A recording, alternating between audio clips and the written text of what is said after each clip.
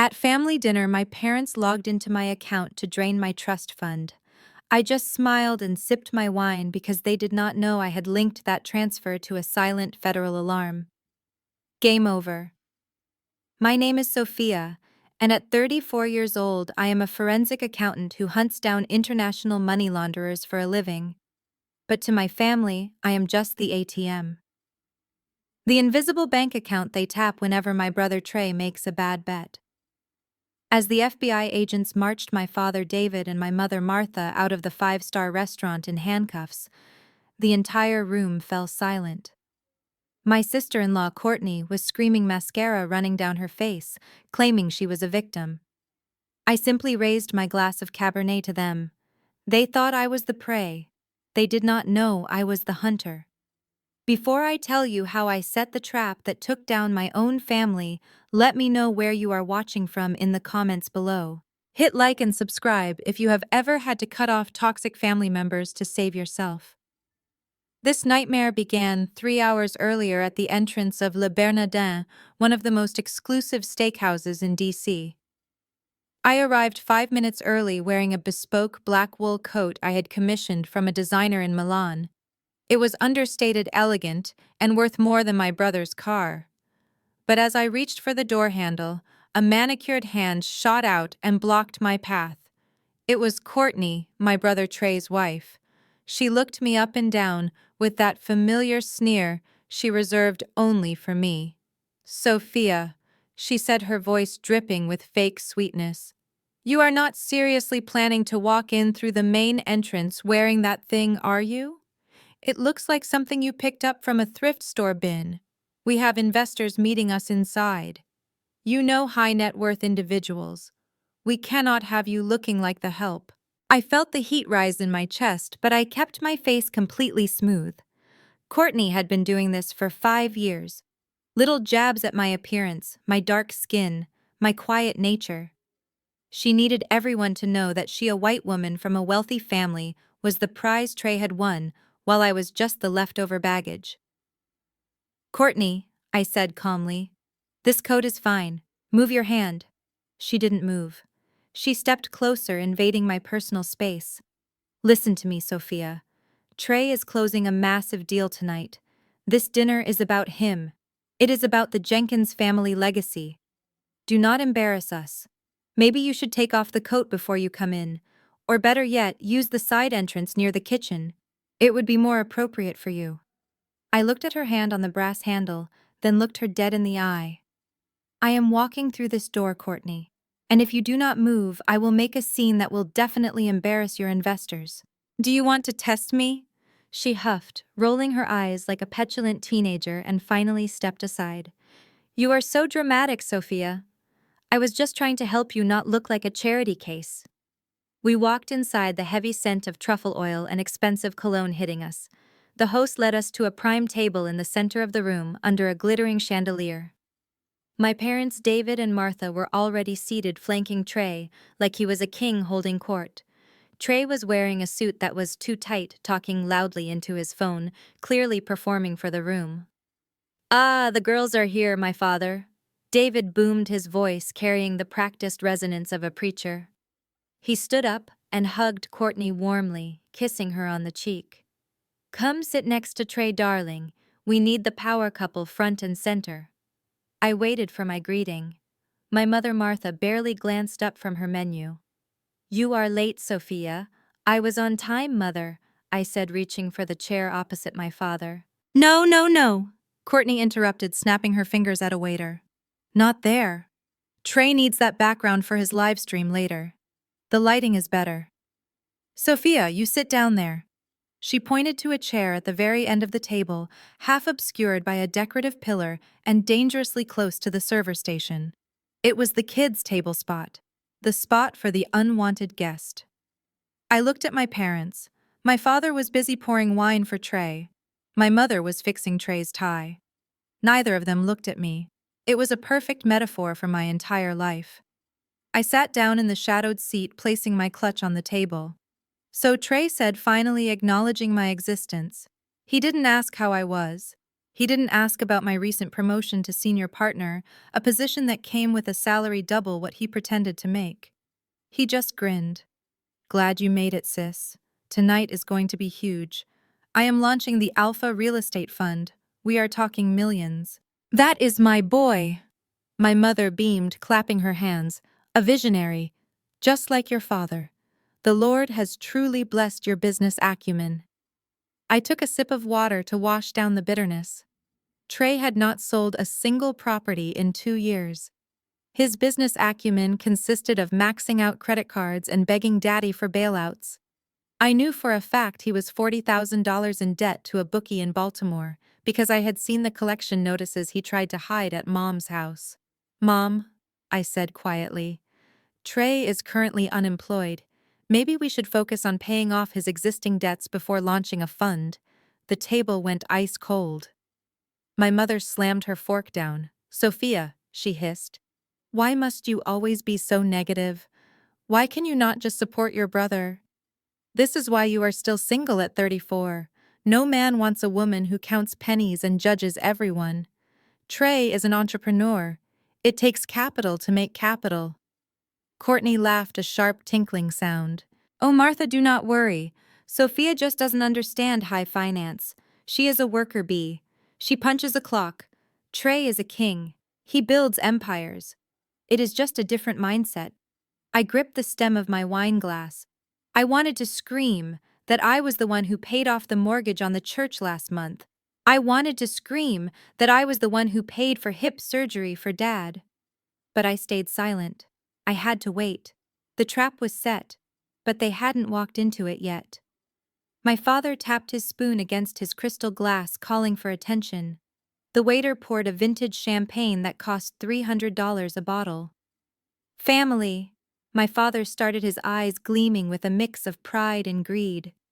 We are gathered here to celebrate 40 years of marriage, yes.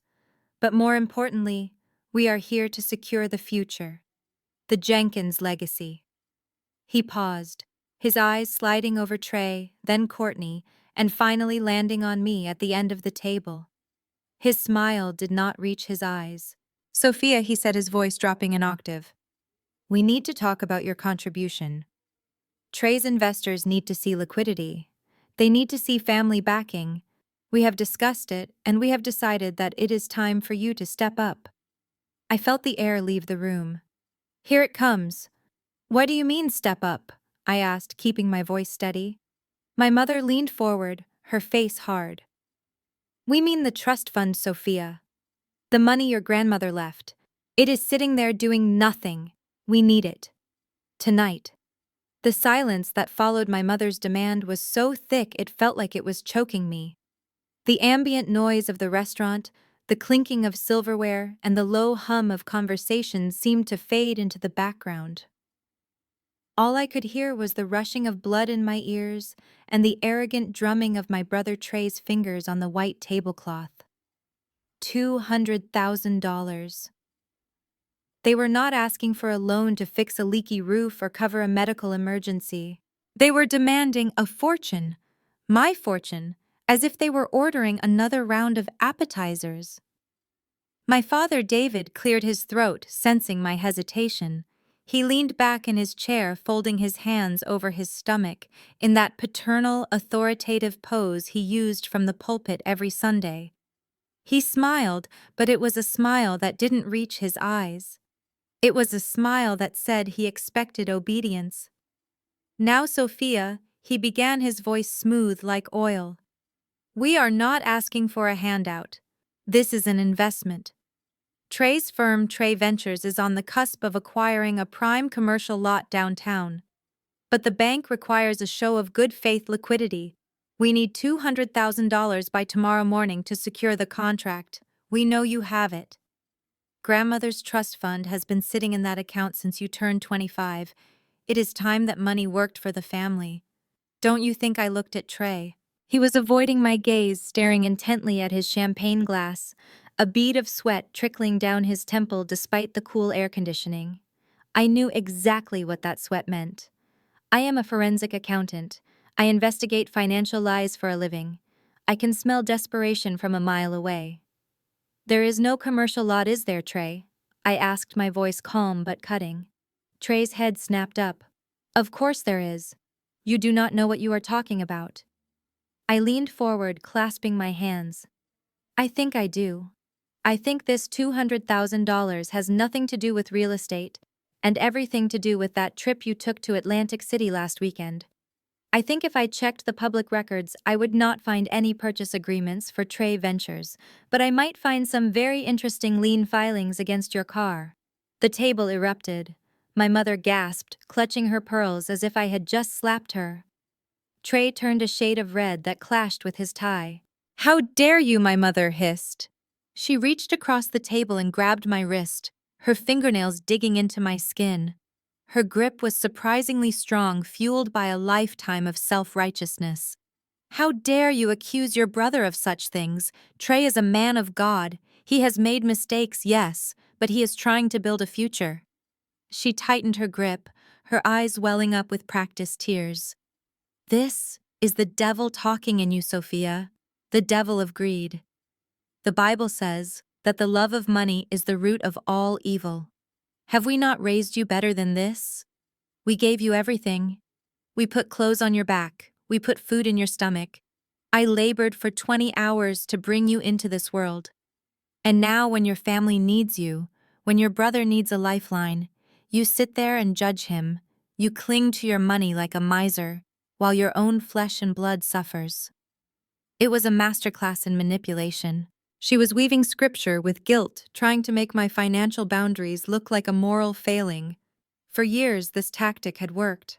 For years, I had written checks just to make the guilt stop, to buy a moment of peace. But tonight was different. Tonight, I was not the scared little girl seeking their approval. I gently, but firmly, peeled her fingers off my wrist. Mom, I said, keeping my voice low so the neighboring tables would not hear, though part of me wanted them to. You did not give me everything. I paid for my own college tuition while you bought Trey a brand new Mustang. I paid for my own apartment while you let Trey live rent-free in the guest house. I have never asked you for a dime. And I am not judging him. I am simply stating facts. I will not fund his gambling addiction. Then Courtney chimed in, and her voice was like nails on a chalkboard. She laughed, a high-pitched, condescending sound that made my skin crawl. She swirled her wine, looking at me with a mixture of pity and disgust. Oh, Sophia, honestly, you are being so dramatic. Gambling addiction. Please, Trey likes to have fun. Successful men take risks. That is what separates him from people like you. She gestured at me with her fork, pointing at my plain black blouse. Look at you. You are an accountant, Sophia. You sit in a cubicle all day looking at spreadsheets. You earn a little salary. You save your pennies. You buy your little sensible shoes. You do not understand how big business works. You do not understand vision. Trey is going to be a millionaire. He is going to change the world. What are you doing? Hoarding cash in a savings account. What is the point of having money if you are just going to be you? The insult was breathtaking in its hypocrisy. In one breath, she was mocking my career and my lifestyle, calling me boring and small. In the next breath, she was demanding the fruits of that very labor. She despised me for being a worker, yet she felt entitled to my wages. I looked at Courtney, taking in her designer dress that I knew was bought on credit, her expertly highlighted hair, her manicured nails that had never done a day of hard work. Courtney, I said, a small cold smile playing on my lips. If Trey is such a visionary, and if you are so confident in his success, why don't you ask your father for the money? Why are you begging the boring accountant for a handout? Courtney's face hardened. My family's money is tied up in trusts. You wouldn't understand complex wealth management. Besides, this is a Jenkins family matter. We are giving you a chance to be part of the legacy, to actually matter for once. My father slammed his hand on the table, silencing the bickering. His face was no longer the benevolent patriarch. The mask had slipped, revealing the cold, calculating man underneath. The man who had drained my grandmother's accounts before she was even cold in her grave, leaving only the trust fund he couldn't touch legally. Enough, he commanded. We are not here to debate. We are here to solve a problem. Sophia listened to me closely. We are a family. Families share burdens. Trey is in a difficult position. If he does not come up with this capital, there will be consequences. Serious consequences. Do you want to see your brother hurt? Do you want to see him ruined? I looked at Trey. He looked pathetic, slumped in his chair, unable to even meet my eyes. He was 36 years old, yet he was still a child hiding behind his parents. I am sorry, Dad, I said. And for the first time that night, I picked up my wine glass and took a long, deliberate sip. The answer is no. I will not give you $200,000. I will not give you $2,000. If Trey has a debt, he needs to get a job and pay it off like a man. I am done being the safety net. The refusal hung in the air. I expected shouting. I expected my mother to start crying loudly to cause a scene. I expected Trey to throw a tantrum. But instead, a strange, chilling calm settled over my father. He didn't look angry. He looked disappointed, but in a way that suggested he had anticipated this outcome. He exchanged a quick, knowing glance with Courtney. It was a look of conspiracy, a look that sent a shiver down my spine. I see, my father said quietly. He picked up his napkin and dabbed his mouth elegantly. I was afraid you would say that, Sophia. You have always been stubborn. You have always lacked the spirit of generosity that defines this family. He sighed, shaking his head as if he were a teacher dealing with a slow student. I hoped it wouldn't come to this. I really did. I wanted you to give it freely. I wanted you to prove your loyalty. But since you refuse to do what is right, we have to take matters into our own hands. What does that mean? I asked, my grip on the wine glass tightening. My father smiled, and this time it was a predator's smile. It means, my dear daughter, that I knew you would be selfish. So I prepared a plan B. He nodded at Courtney. She reached into her oversized designer tote bag and pulled out an iPad. She placed it on the table in front of her, the screen glowing blue in the dim restaurant light. She tapped the screen a few times, her long fingernails clicking against the glass, and then turned it around to face me. My heart stopped. On the screen was the login page for my primary bank account, the account that held the trust fund, the account that held my life savings. And in the username field, my email was already typed in. You can't be serious, I whispered. Courtney grinned, a wide, predatory expression that showed too many teeth. Oh, we are very serious, Sophia, and we don't need your permission anymore. We have something better. You think I am bluffing, do you? Courtney laughed, shaking her head as she tapped a few more times on the glass screen. The blue light illuminated her face, giving her a ghostly, almost demonic appearance in the dim restaurant. She swiveled the iPad around so I could see it clearly. There it was. My bank portal. The login screen had already been bypassed. My stomach should have dropped. My hands should have been shaking. Any normal person watching their life savings being accessed by a hostile relative would be screaming for the police. But I felt nothing but a cold, clinically detached fascination. I was watching a crime in progress, and I had a front row seat. How did you do this? I asked, keeping my voice flat. I have two-factor authentication. I have biometric locks. You cannot just guess my password. Courtney leaned back, looking incredibly pleased with herself. She picked up a breadstick and waved it around like a conductor's baton.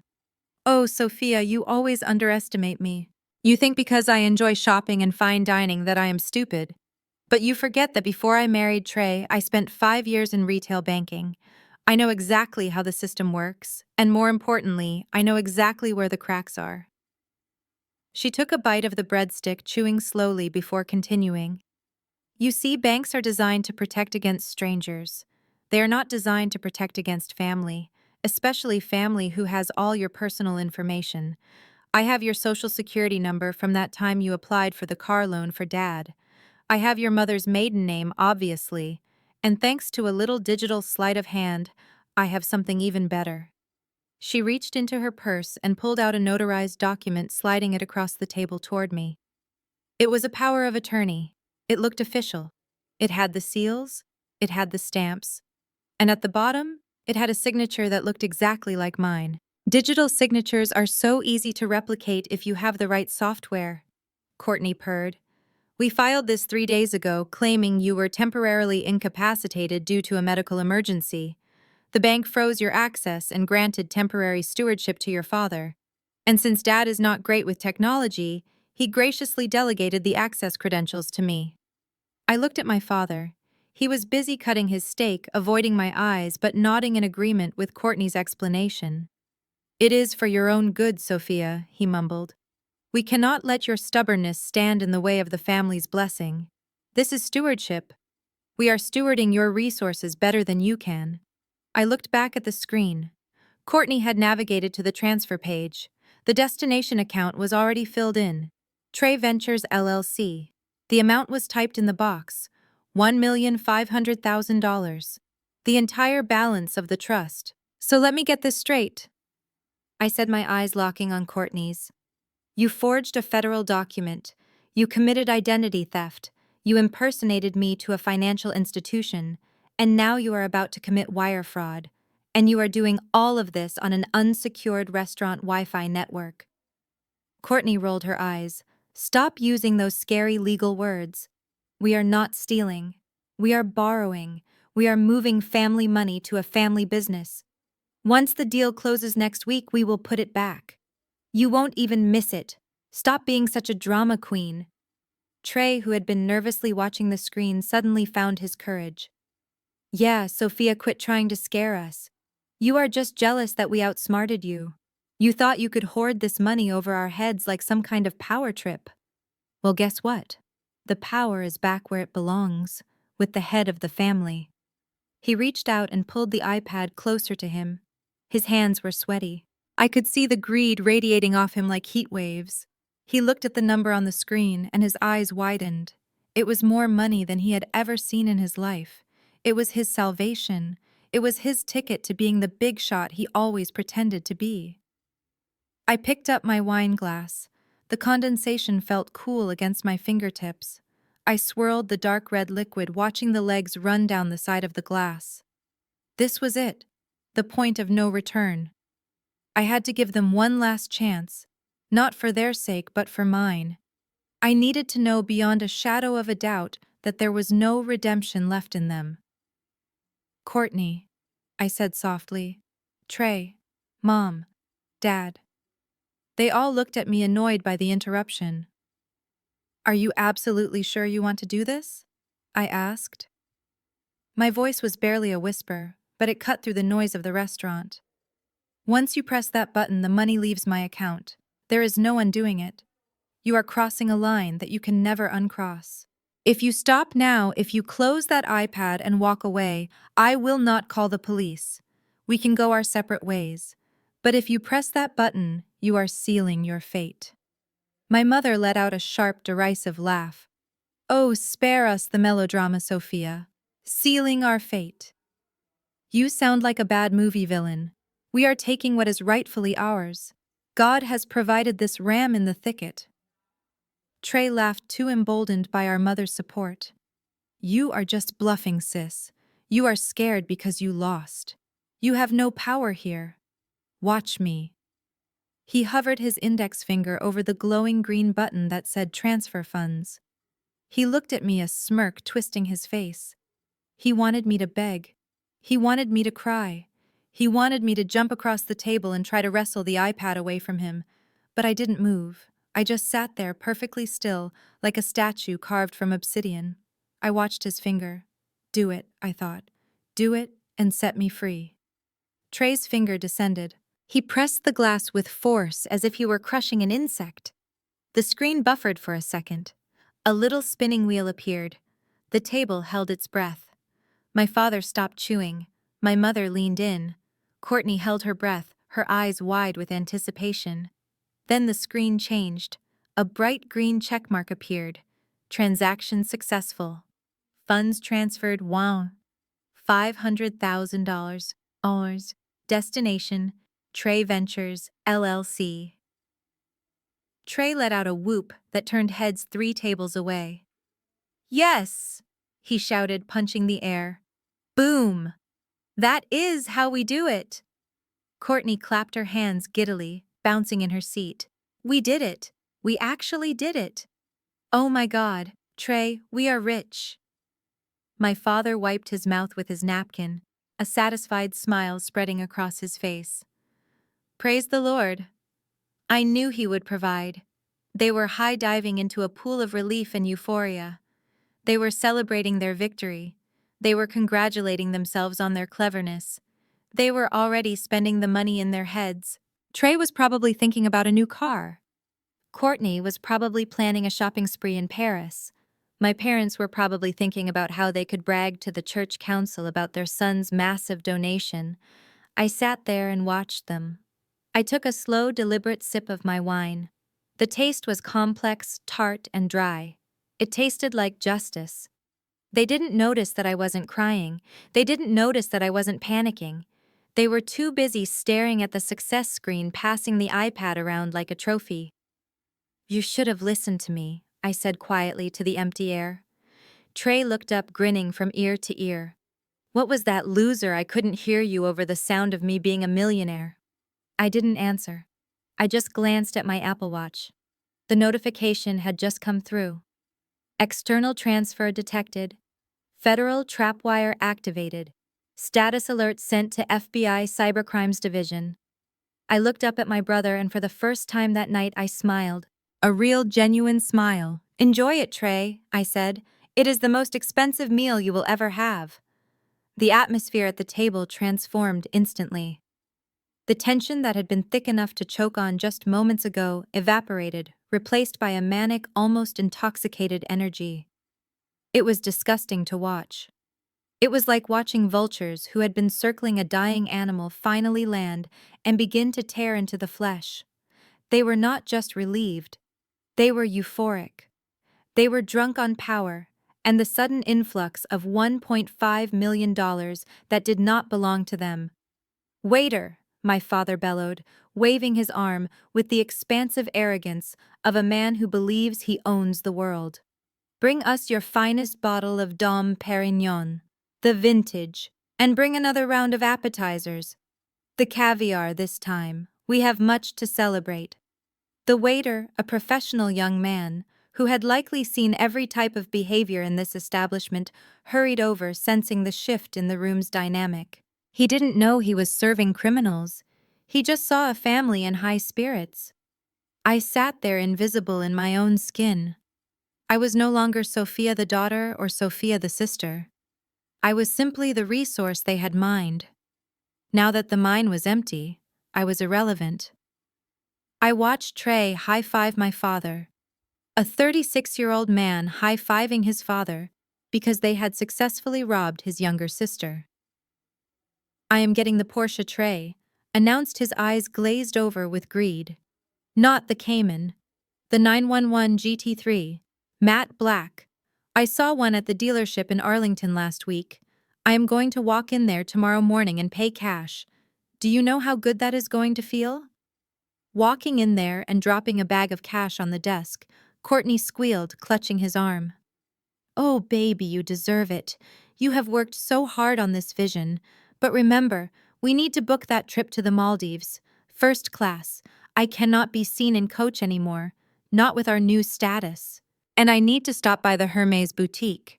They have a Birkin bag I have been on the wait list for, but I bet cash cuts the line. My mother, not to be outdone in the spending spree, chimed in.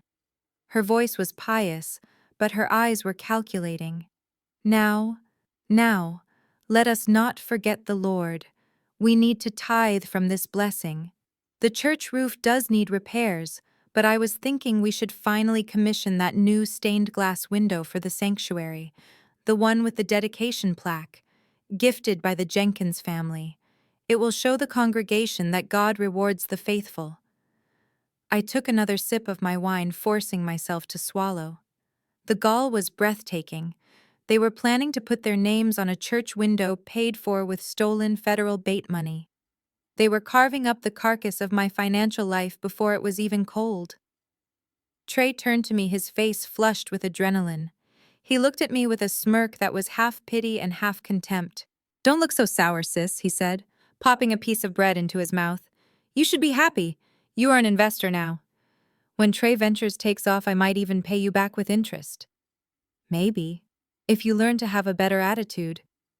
Courtney laughed, tapping her manicured nails on the table. "Oh, stop teasing her, Trey.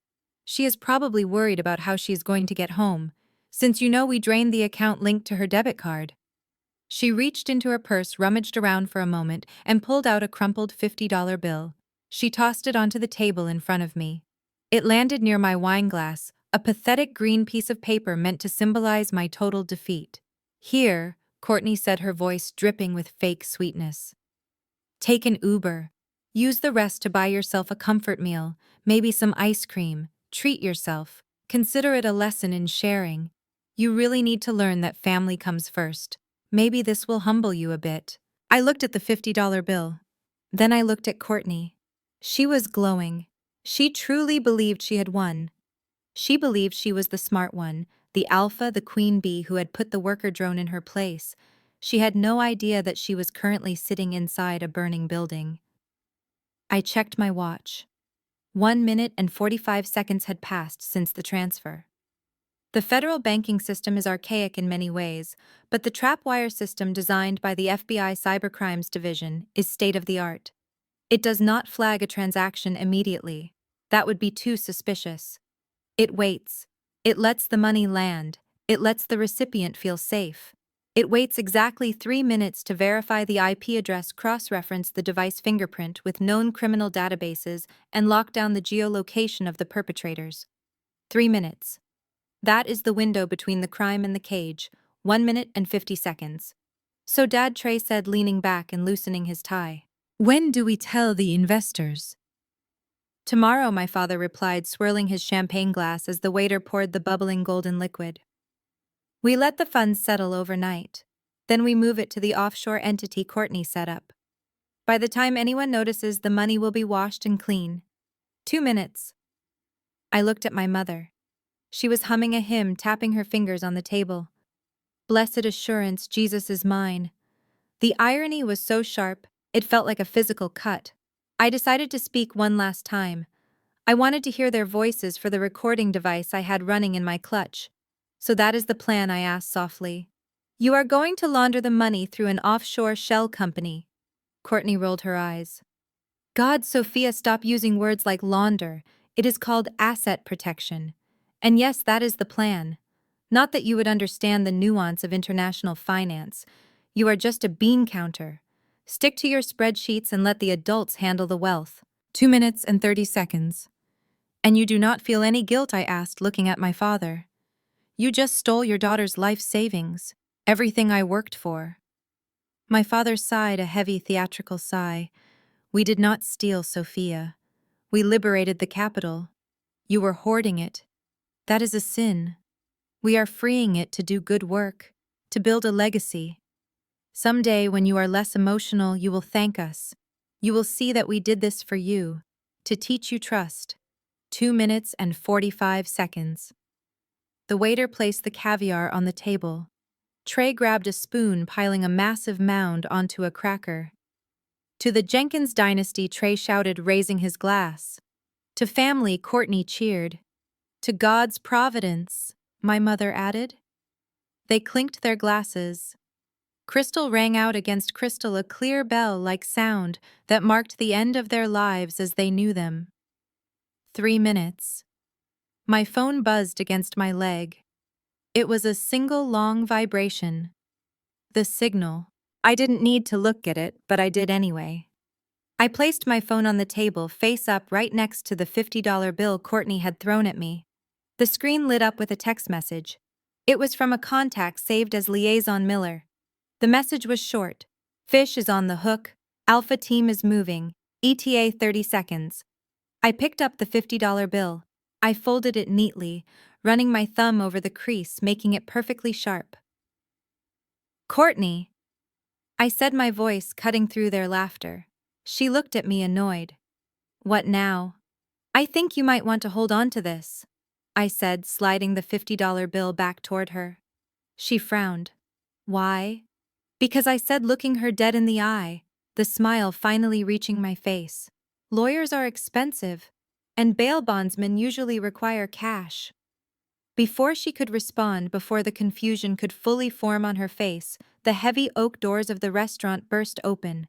The sound was not loud, but the sudden silence that swept through the restaurant was deafening. The ambient chatter died instantly. I didn't turn around. I didn't have to. I watched the reflection in Trey's eyes. I watched his pupils dilate from arrogance to sheer, unadulterated terror. I took a sip of my wine. It was delicious. To understand why I sat there calmly sipping a vintage Cabernet while federal agents swarmed my family. We have to rewind the clock exactly 14 days. The trap I sprang at Le Bernardin was not a spur-of-the-moment decision. It was a carefully calculated operation that began on a humid Sunday afternoon at my parents' house. It was one of those obligatory family barbecues where my mother Martha insisted we all play the part of the happy, successful family. I had left my purse in my father's home office, a room that was strictly off-limits to everyone except the patriarch himself. I went back inside to retrieve my allergy medication, and as I approached the heavy oak door, I heard the distinct click of a smartphone camera shutter. The door was slightly ajar. Through the crack, I saw Courtney, my sister-in-law, standing at my father's mahogany desk. She had not just stumbled in there. She was on a mission. My purse was open on the blotter. Courtney had my wallet in her left hand and her iPhone in her right. She was methodically taking high-resolution photographs of my driver license, my social security card, and my platinum credit cards. I watched as she flipped the cards over to capture the security codes on the back. She was humming to herself a happy little tune as she committed a felony against the woman she called sister. Any normal person would have kicked that door open. Any normal person would have screamed and caused a scene right there in the hallway. But I am not a normal person, and I am certainly not the simple tax accountant my family believes me to be. They think I spend my days filing returns for small business owners and stressing over deductibles. They think my job is boring, safe, and modest. That is the cover story I have maintained for a decade to protect them and myself. The truth is vastly different. I am a senior forensic auditor for a private firm that contracts directly with the Department of Justice and the FBI Financial Crimes Division. I do not balance checkbooks. I hunt predators. I trace the flow of dirty money through shell companies, cryptocurrency exchanges, and offshore trusts. I have helped dismantle cartels and expose Ponzi schemes that were far more sophisticated than anything my brother Trey could ever dream of. So when I saw Courtney stealing my identity, I did not see a personal betrayal. I saw a crime in progress, and my training kicked in instantly. I knew that if I confronted her now, she would cry. She would claim she was just looking for gum. She would gaslight me and my parents would take her side. They would say I was being paranoid. I needed undeniable proof, and I needed the crime to be significant enough to bypass the local police who were golfing buddies with my father. I stepped back silently, my heart rate not rising a single beat. I walked back out to the patio and ate my burger, while Courtney came out 5 minutes later, smiling and asking if I wanted lemonade. I smiled back. That was the moment I decided they had to go down. The next morning, I walked into my office in downtown DC. It is a sterile, secure facility where we have to leave our personal phones in lockers outside. I walked straight to the office of Assistant Director Miller, my FBI liaison. Miller is a man who has seen everything, but even he was surprised when I laid out the situation. I told him that my brother and his wife were planning to defraud me. I told him about Trey's gambling debts, which I had tracked through the dark web, to a syndicate we were already investigating, but then I made him an offer. I told him I wanted to set a trap, a honeypot. In the world of cybersecurity and intelligence, a honeypot is a decoy system designed to lure attackers. It looks like a vulnerable server or a valuable database, but it is actually a cage. I proposed that we create a specific bank account under my name. We would make it look like the long-dormant trust fund from my grandmother. We would fill it with $1.5 million, but it would not be real money. It would be federal bait currency. Digital funds that were tagged, tracked, and monitored by the highest levels of government surveillance. Miller looked at me over the rim of his glasses. He asked me if I was sure. He reminded me that once we initiated a federal sting operation, there was no turning back. If my family took the bait, they would not just be stealing from me. They would be stealing government property across state lines using wire transmission. That triggers the RICO Act. That triggers mandatory minimum sentences. He asked me if I was prepared to send my own brother and parents to federal prison. I thought about the way my mother looked at me when I was a child, always disappointed that I wasn't a boy. I thought about the way my father used my college fund to buy Trey a car. I thought about Courtney snapping photos of my ID while humming a tune. I looked Miller in the eye and told him to set it up. We spent the next week building the legend. I planted physical documents in my apartment where I knew Courtney would snoop when she came over for wine. I left fake bank statements on my coffee table, showing a balance of $1.5 million. I even staged a phone call with a fake banker while she was in the room complaining loudly about how I didn't know what to do with all that liquid cash sitting in my trust. I watched her eyes light up. I saw the greed take root. She texted Trey immediately. I intercepted that text too. It read, "The cow is fat. We can milk her dry."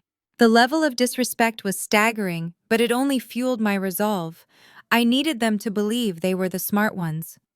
I needed them to believe I was the clueless victim. The power of attorney document Courtney forged was the final key. When the bank notified me of the filing, I authorized it. I manually overrode the security flag. I let them have the access. Miller told me it was risky. He said that if they spent the money too quickly before we could freeze the assets, it might be a headache to recover.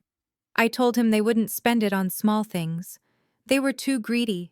They would try to move the whole lump sum to an offshore account to hide it.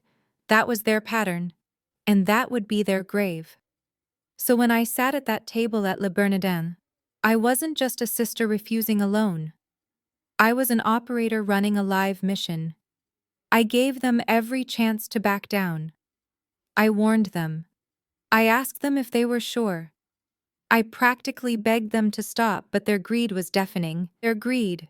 When Trey pressed that transfer button, he didn't just move numbers on a screen. He tripped a silent alarm that rang directly in the field office 3 blocks away. He confirmed his intent to commit grand larceny and wire fraud. He signed his own confession digitally. I remember looking at the confirmation screen on the iPad. Transaction successful. It was the most satisfying text I have ever read. It meant that the trap was closed. It meant that for the first time in my life, I wasn't the one who was going to pay for their mistakes. I looked at Miller's text message on my phone. The team was in the elevator. I took a breath. I prepared my face to look surprised, but inside I was laughing. They wanted my money so badly. I decided to give them something else instead. I gave them a criminal record. Some people might look at what I did and call it cold. They might ask how a daughter could sit there and watch her parents and brother walk into a federal trap without blinking an eye. They might say that blood is thicker than water. But those people do not understand that for 34 years, my family has treated my blood like it was cheap while treating Trey's like it was royal wine. To understand why I felt zero guilt as the FBI team moved into position outside the restaurant, you have to understand that I did not leave my family that night. They left me decades ago. The division started the day I was born. My mother Martha often told the story to her friends not with shame, but with a strange sort of amusement.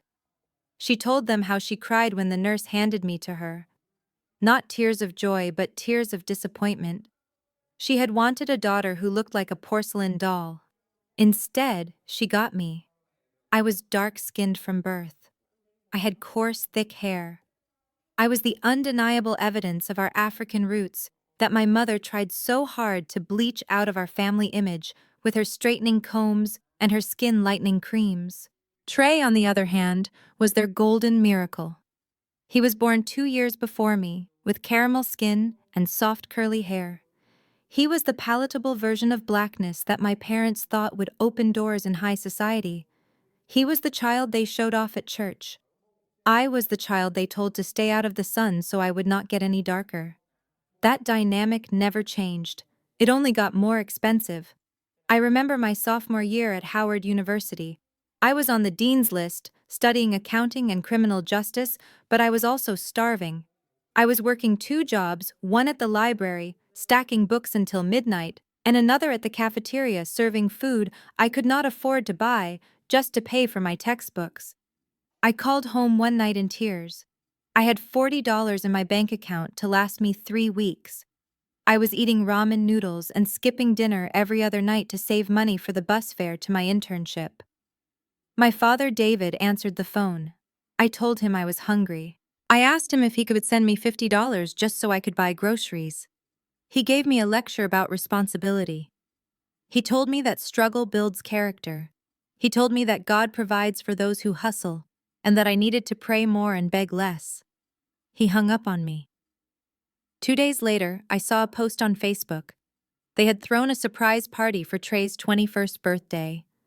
In the photo, Trey was leaning against a brand new BMW convertible with a red bow on the hood. The caption read, "A king deserves a chariot. We are so proud of our son." I sat in my dorm room staring at that picture while my stomach grumbled. The car cost $40,000. They wouldn't send me $50 for food. I realized then that their resources were not finite. They were just finite for me. I was the investment that didn't matter.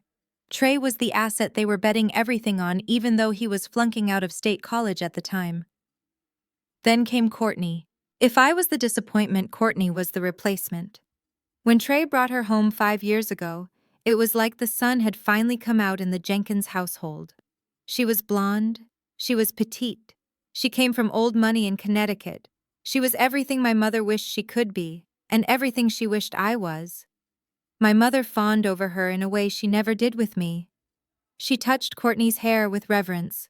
She cooked Courtney's favorite meals, asking her about her dietary restrictions with genuine concern, while forgetting that I was allergic to shellfish for 3 years in a row. She literally pushed me out of family photos to make sure Courtney was standing next to Trey center frame.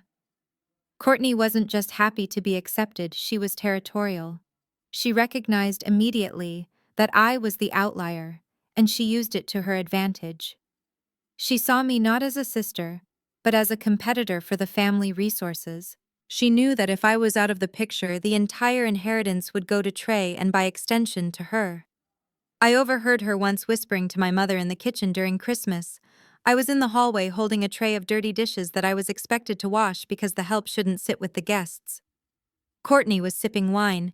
She said, "Martha, are you sure it is wise to leave the lake house to both of them in the will?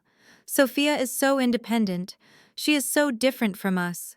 She might sell it to the wrong kind of people. Trey and I would keep it in the family. We would preserve the legacy." And my mother just nodded. She agreed. She agreed that her own daughter was a threat to the family image. She agreed that I should be written out. They stripped away my humanity layer by layer until all that was left was a resentment hard enough to cut glass. They made me invisible in my own home. If I spoke about my career, they changed the subject. If I achieved something, it was luck. If Trey failed, it was the world conspiring against him. If I bought a nice dress, they asked if it was on sale.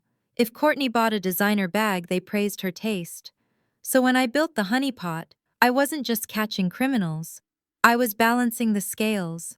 I was taking back every meal I missed in college. I was taking back every insult I swallowed at Christmas. I was taking back every time they looked at my skin and saw something less than. I was letting their own greed be the instrument of their destruction. I gave them the rope and they were eagerly tying the noose around their own necks. My mind snapped back to the present. The restaurant was still buzzing with the low hum of expensive conversations. The vintage champagne had arrived and the waiter was filling the flutes. The bubbles rose to the top, effervescent and lively, just like the mood of the 3 people sitting across from me. Trey stood up, glass in hand. His face was flushed with the intoxication of theft. He looked at me, his eyes dancing with malicious delight. He didn't see a federal agent. He didn't see a forensic auditor who had just flagged his IP address to the United States government. He just saw the dark-skinned little sister he had bullied his whole life. He saw the scapegoat. He saw the loser. He raised his glass high, the light catching the crystal. He wanted to twist the knife one last time. He wanted to make sure I knew my place at the bottom of the food chain. A toast, he announced loudly, drawing the attention of the nearby tables. Everyone looked at him. My father beamed with pride. My mother clasped her hands together in adoration. Courtney smirked, her eyes fixed on me, waiting for my reaction. To family, Trey said, his voice dripping with sarcasm, and specifically to my little sister Sophia.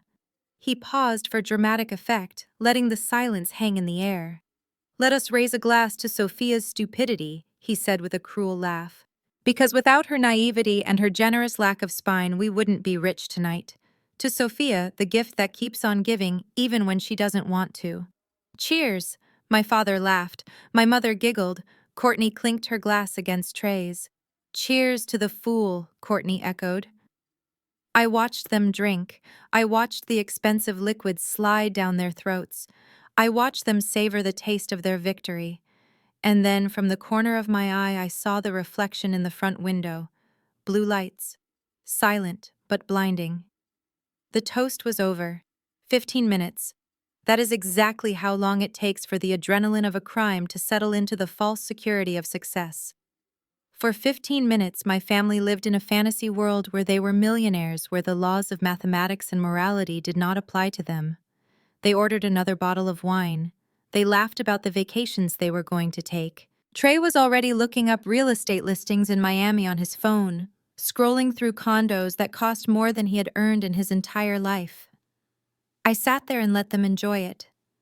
I let them climb higher and higher up the mountain of their own hubris because I knew the fall would be that much more devastating. I focused on my dinner. The steak was perfectly cooked, medium rare, and I sliced it with surgical precision. It was the only thing at this table that wasn't bloody and raw. Courtney was the first one to snap out of the celebration. She was the brains of this operation, or at least she thought she was. She leaned over to Trey, tapping her manicured nail sharply against his phone screen. "Baby, stop looking at condos," she whispered, though in her excitement, her whisper was loud enough for me to hear. "We need to move the money. Leaving it in the LLC account overnight is risky. Banks run audits at midnight. We need to wire it to the offshore entity in the Caymans right now. Right. Once it hits the island, it is untouchable." Trey looked up a little glazed from the wine. "Relax, Court. We just got it. Can't we just enjoy the moment?" "Do it now, Trey," she hissed, her eyes narrowing. "We stick to the plan. Wash it, then spend it." Fine, fine. You worry too much," Trey mumbled. He opened the banking app again. I watched his thumb hover over the screen. He navigated to the transfer tab. He punched in the account number for the shell company Courtney had set up weeks ago. He typed in the full amount, $1,500,000. He hit transfer. I took a slow bite of my steak, savoring the peppercorn sauce. I counted down in my head. 3, 2, 1. Trey frowned. He tapped the screen again. "That is weird," he said. "What is weird?" Courtney asked, sipping her drink. "It is buffering," Trey said. "The little wheel just keeps spinning. It is not going through." "It is probably just the reception in here," my father said dismissively. "This building has thick walls. Hold the phone up higher." Trey held the phone up, waving it around like he was trying to catch a signal. Then he stopped moving. His face, which had been flushed red with excitement, suddenly drained of all color. It turned a sickly shade of gray. "What?" Courtney asked, sensing the shift. "What happened? I don't know," Trey stammered. His voice trembled. "A red box just popped up." "What does it say?" Courtney demanded, snatching the phone from his hand. I watched her read it. I knew exactly what it said because I had helped write the code for that specific error message. It did not say connection error. It did not say insufficient funds. Courtney stared at the screen, her mouth opening and closing like a fish out of water. She read the words out loud, her voice shaking. Account frozen. Critical security alert. Code red. Contact Federal Department of Justice immediately. Reference case number. She stopped reading. The silence that followed was heavy and suffocating. Code red. My father asked, confused. What is a code red? Is that a bank thing? Courtney looked up, and for the first time genuine fear was swimming in her eyes. No, she whispered. That is not a bank thing. That is a government thing. Give me that, my mother snapped. You two are doing it wrong. You probably typed the password incorrectly. Let me try. My mother grabbed the iPad, which was still on the table. She tried to log into her own personal account, the one she shared with my father, the one that held their retirement savings and the church building fund. She tapped frantically. It is not letting me in, she cried out, her voice rising an octave. It says user locked. It says, oh my God. It says asset forfeiture pending. Panic is a contagious disease, and it swept through the table instantly. Trey grabbed his phone back and tried to log into his personal checking account. Locked. Courtney grabbed her phone and tried to access her credit cards. Declined. Everything is down, Trey yelled, losing all composure. Checking my savings, even my crypto wallet, it is all frozen. I can't access anything. My father pulled out his wallet and slammed his platinum credit card on the table. He gestured wildly for the waiter. Check this, he barked at the terrified young man who had just approached to refill the water. Run a $1 charge, right now. The waiter looked confused but took the card. He walked to the portable terminal near the side station. We all watched him insert the card. We watched him wait. And then we watched him frown and look back at our table. He shook his head. I am sorry, sir, the waiter said, walking back. The card has been seized. The machine says to retain the card and call the authorities. Seized! My father bellowed, standing up. That is impossible. I am David Jenkins. I have been a member of this bank for 40 years. Courtney was hyperventilating. She was tapping furiously on her phone, trying every app, every account, every digital avenue she had. It is a glitch, she screamed, her voice cracking. It has to be a system-wide glitch. The whole banking system must be down. There is no way they could freeze everything this fast. We just moved the money 5 minutes ago. She looked at me. I was the only one not checking a phone. I was the only one not screaming. I was calmly cutting another piece of steak, dipping it in the sauce, and bringing it to my mouth. Why aren't you panicking? Courtney screeched at me. Your account was the one we used. If the system is down, you are frozen too. Check your phone. I chewed slowly, swallowing with a deliberate grace. I wiped the corner of my mouth with the linen napkin. I looked at her, then at Trey, then at my parents. They looked like rats on a sinking ship, scurrying around looking for a hole that wasn't there. I picked up my wine glass and swirled it gently. Why would I check my phone? I asked, my voice smooth and unbothered. My dinner is getting cold. Sophia, my mother screamed. Do something. Call the bank. You are an accountant. Fix this. I looked at her. Is something wrong? I asked, feigning innocence. Is the Wi-Fi in the restaurant weak? Maybe you should try switching to data. Sometimes the reception in the back near the kitchen is spotty. That is where you tried to seat me. Remember, maybe the signal is better back there. You little witch, Courtney spat. This isn't about Wi-Fi. The feds locked us out. How did they know? How could they possibly know? She stopped. Her eyes widened. She looked at me. Really looked at me. She saw the calm. She saw the lack of surprise. She saw the forensic accountant who tracked money for a living sitting across from her eating steak while their world burned. You, she whispered. I smiled. It wasn't a nice smile. Before she could finish her thought, a sound began to bleed into the dining room.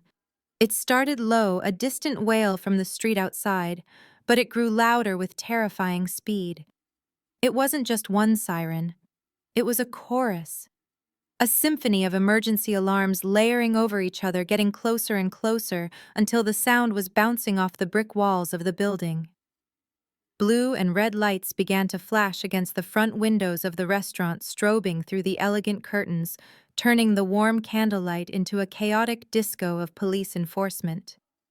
The heavy wooden doors of the restaurant flew open again. But this time, it wasn't a guest. The restaurant manager ran into the room. He was a composed man, usually impeccable in his suit. But now, his face was pale sweat beading on his forehead.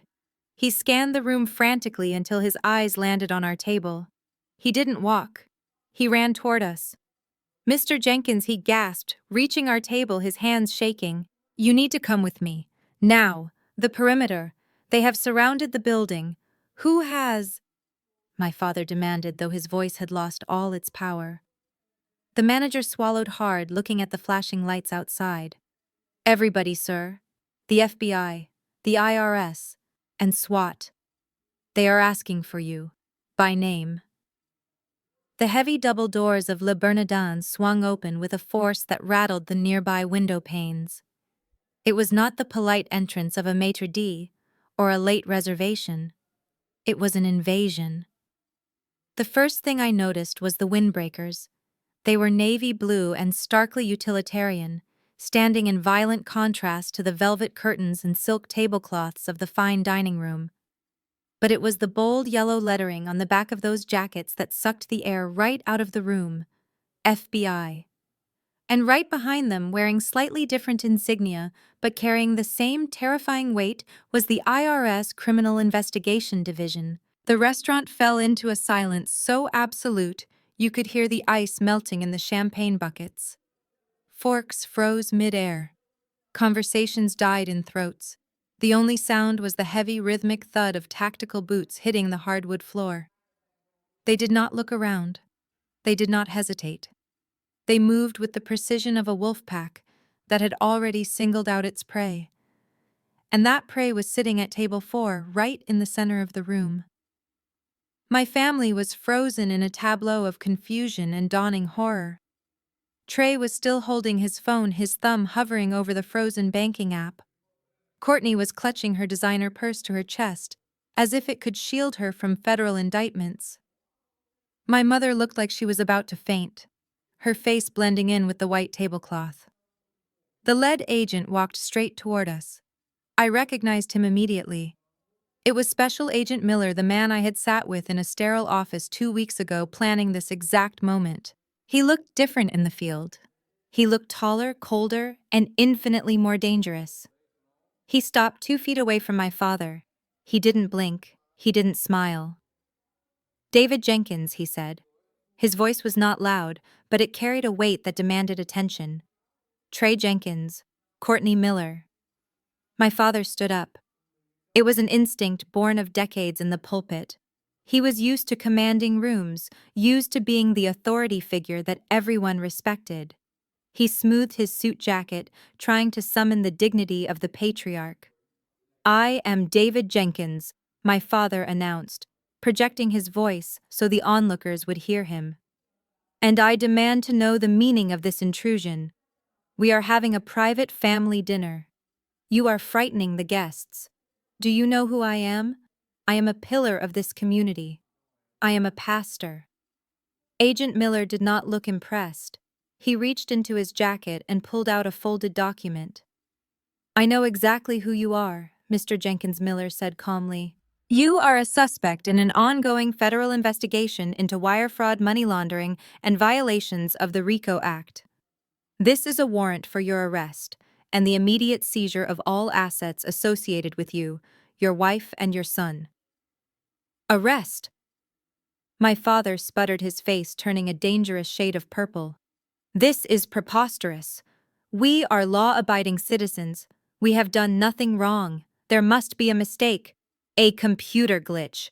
I will have your badge for this." Courtney decided to join the fray, finding her voice through her panic.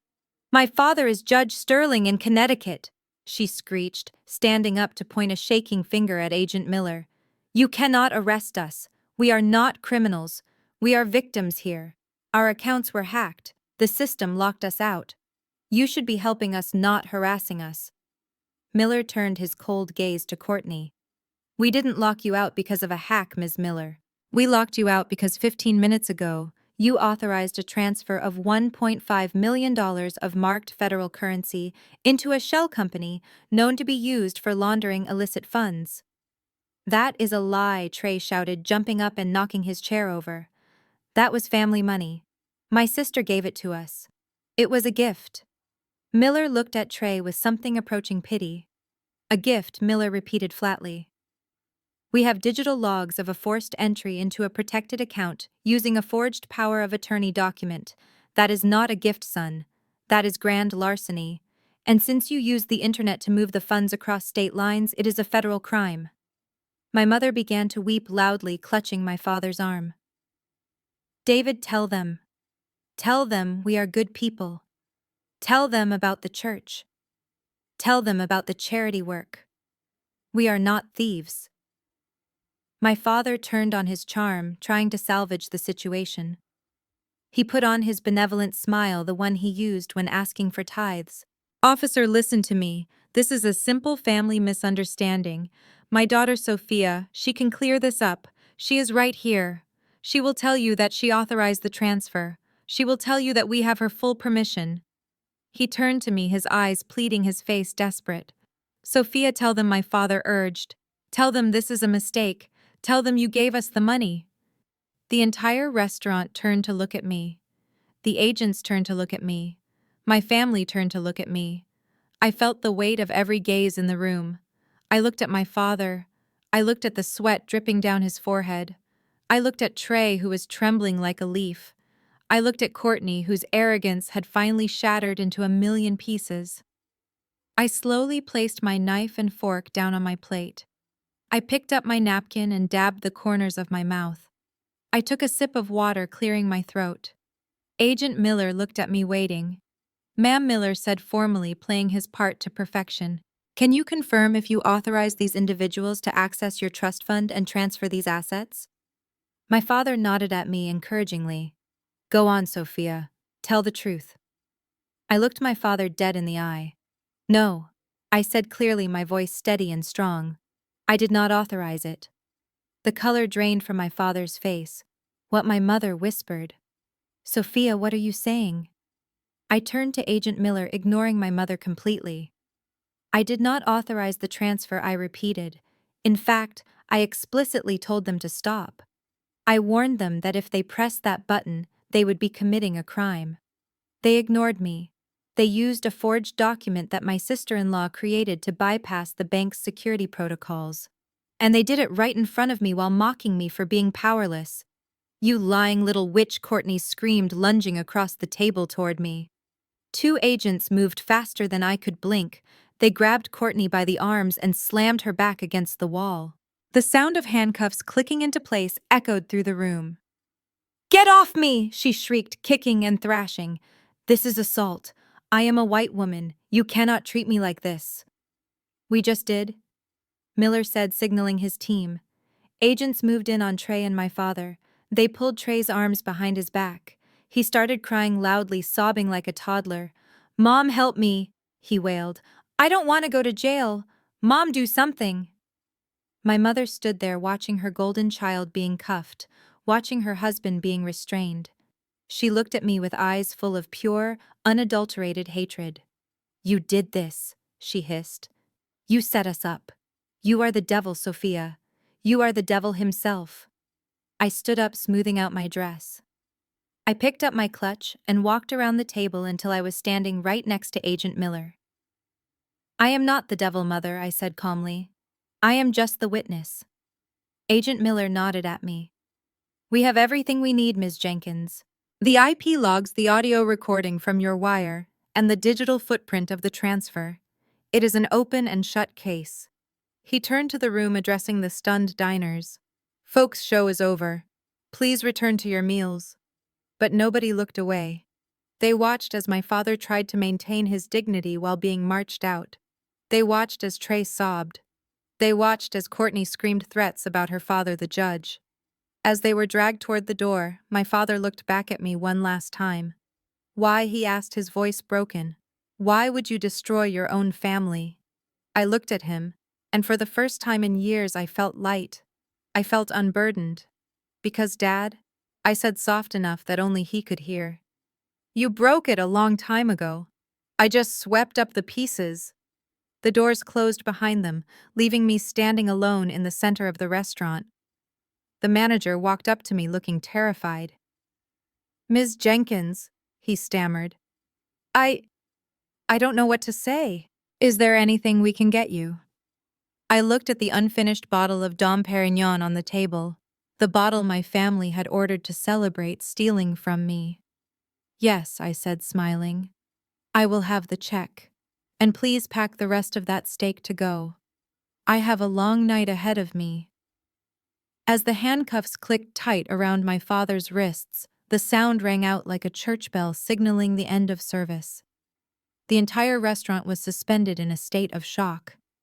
My mother was weeping into a cloth napkin, her perfectly applied makeup streaking down her face in jagged lines of mascara. Trey was hyperventilating, his chest heaving as he stared at the floor, unable to comprehend how his Porsche and his penthouse had dissolved into a federal indictment in the span of 30 seconds. I stood up slowly. I took my time smoothing the fabric of my dress, ensuring every crease was perfect. I picked up my glass of water and took a small, refreshing sip. Then I walked around the table until I was standing directly in front of them. I was no longer the daughter sitting in the shadows at the kids' spot. I was the only person standing in the room. Hello, Mom. Hello, Dad.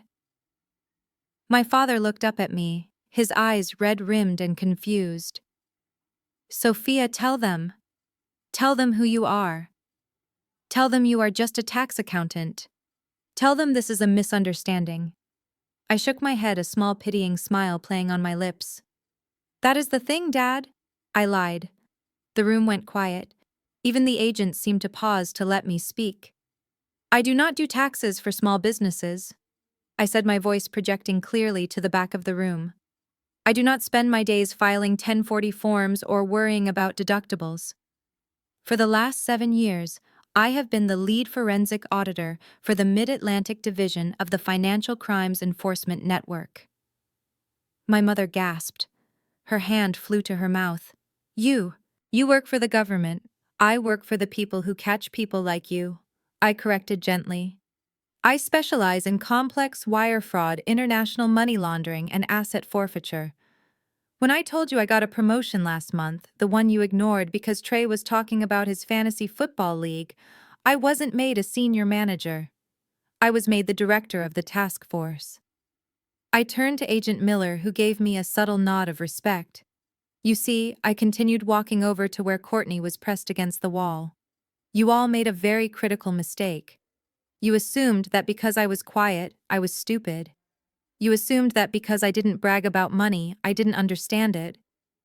I looked down at Courtney. She was trembling, but her eyes were still full of defiance. Let me explain exactly what is going to happen to you, Courtney, I said, my voice dropping to a terrifying whisper. You see that money you transferred? The $1.5 million. That wasn't Grandma's trust fund. Grandma died with nothing because Dad spent it all on bad investments in the 90s. My father made a choking sound, but I ignored him. That account was a honeypot, Courtney. It was a dummy account created by the FBI and filled with marked federal currency. It is bait, and you swallowed it whole. Courtney shook her head frantically. No, that is entrapment. My father will have this thrown out. I laughed. It was a dry, humorless sound. It is not entrapment if you break into the house to steal the cheese, Courtney. And because you used a computer to access that account, you committed wire fraud under Title 18, United States Code Section 1343. That carries a sentence of up to 20 years. I took a step closer, counting off the crimes on my fingers. Because you forged my signature on that power of attorney document, you committed aggravated identity theft. That is a mandatory minimum of 2 years consecutive to any other sentence.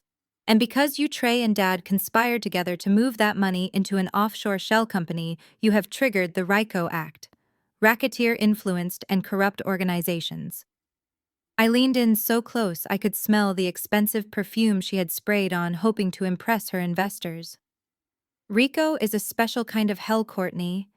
It means the government doesn't just put you in jail. It means we take everything. The house, the cars, the jewelry, the retirement accounts, even that fake Birkin bag you are clutching so tightly. It all belongs to the United States government now. Courtney's face crumbled. The arrogance, the superiority, the veneer of the untouchable rich girl finally cracked. But I am a mother, she stammered, tears spilling over. I have a reputation. I went to Vassar. I am not a criminal. I looked her up and down, letting my gaze linger on her pale, tear-stained face. You thought you were smarter than me, didn't you? I asked. You thought because you are white and you went to a private school and you married the golden boy that you were untouchable. You thought you could walk all over the quiet black girl who sits in the corner. You thought I was just the help. I straightened up, looking down at her with pure disdain. Well, Courtney, that quiet black girl just turned you into a federal mule. You didn't just steal money, you laundered government property. You are not going to the country club. You are going to federal prison. And trust me, they do not care where you went to college in there. Something inside Courtney snapped. The reality of her future, the humiliation of being bested by the sister-in-law she had tormented for years, was too much for her fragile ego to handle. Her eyes went wide and wild. A guttural scream tore from her throat, a sound of pure animalistic rage. You bitch, she shrieked. You ruined my life. She lunged. It happened in slow motion. Courtney pushed off the wall, her hands clawed into talons aiming for my face. She wanted to hurt me. She wanted to erase the smile from my face. She wanted to silence the truth I had just spoken. But she never reached me.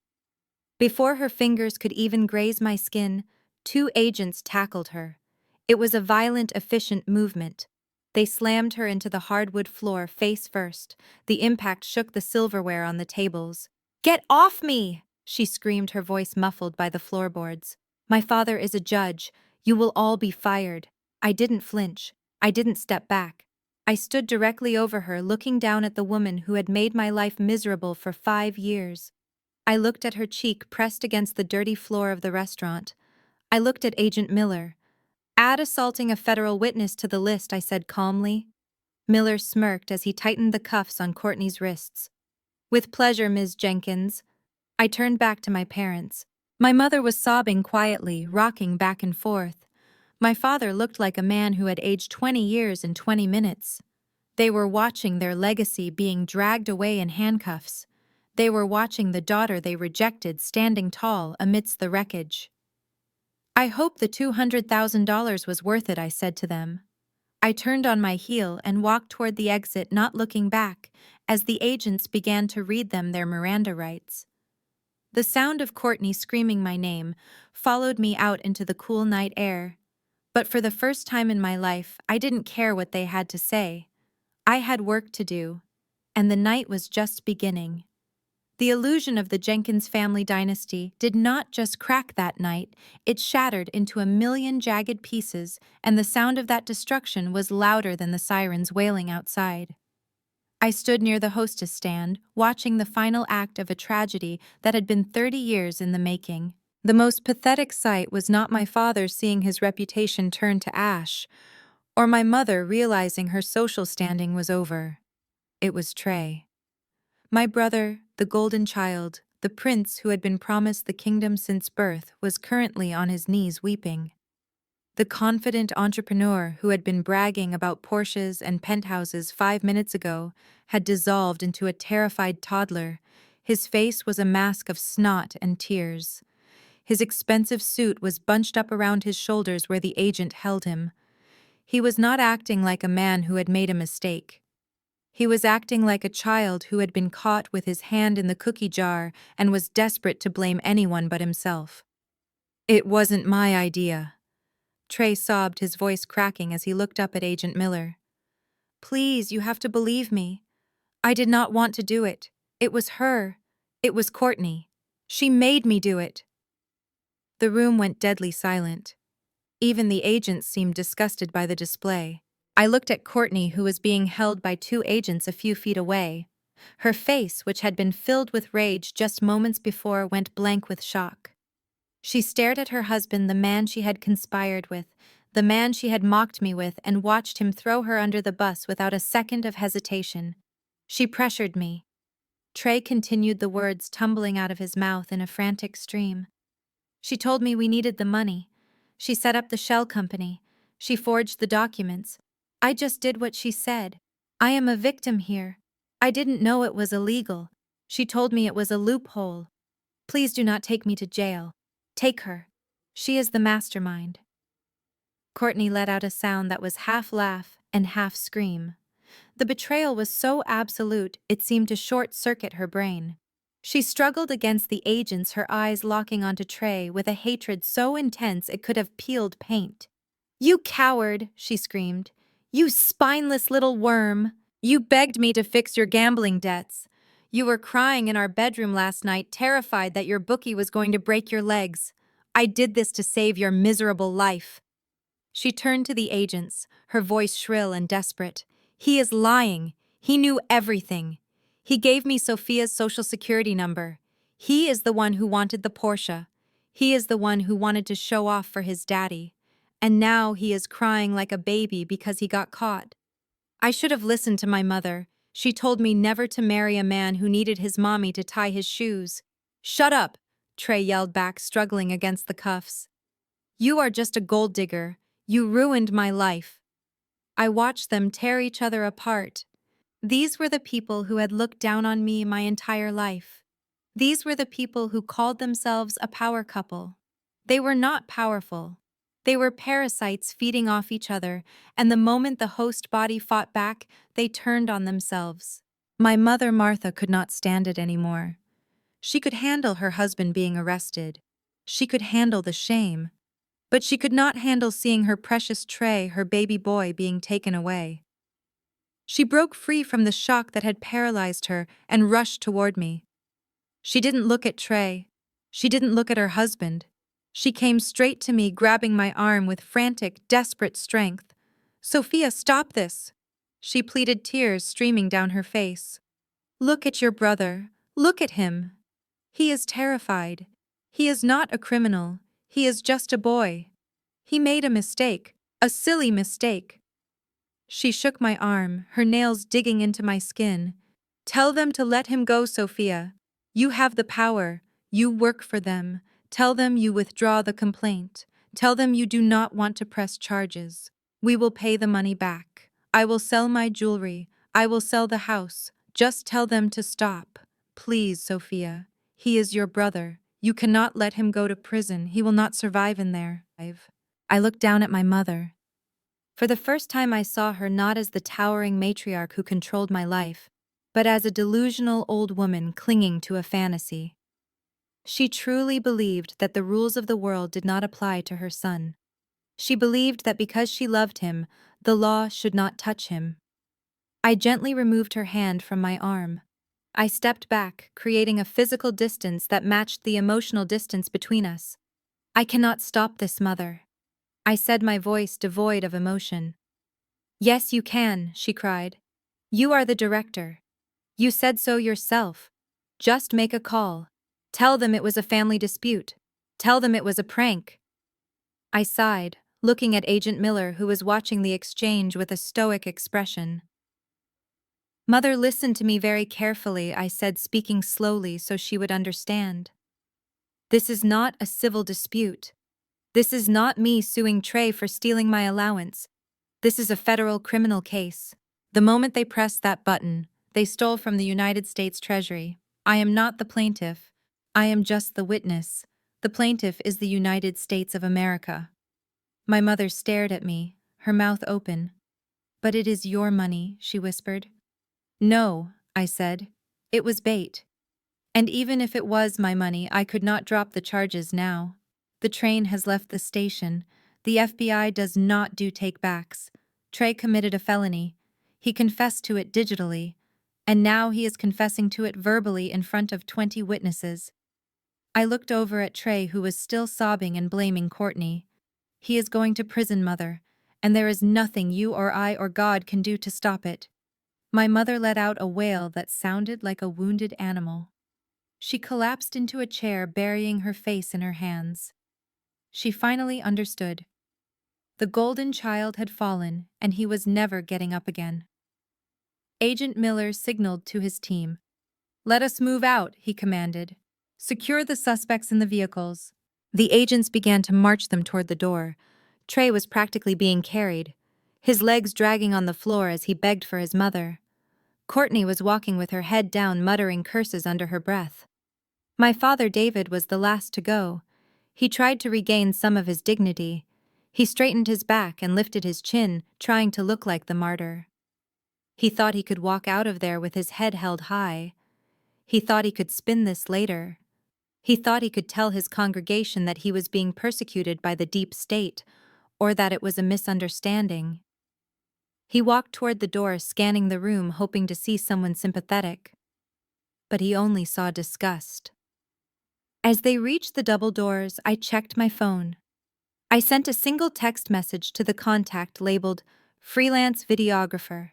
The message read, "Showtime." My father pushed through the doors, expecting the cool night air. Instead, he was blinded. A wall of flashing white lights erupted from the sidewalk.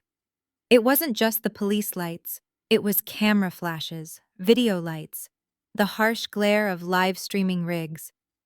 I had hired 3 local stringers, freelance camera crews who chased police scanners to be waiting outside. I told them that a prominent local pastor and his family were being arrested in a major federal bust. I knew that in the age of social media, shame is the ultimate weapon. I walked out behind them, standing in the shadows of the doorway.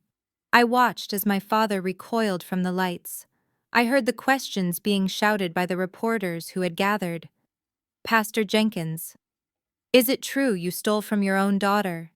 Trey, is it true you laundered money for a cartel? Mrs. Miller, how much of the money was for personal use?" I watched as Trey saw the cameras.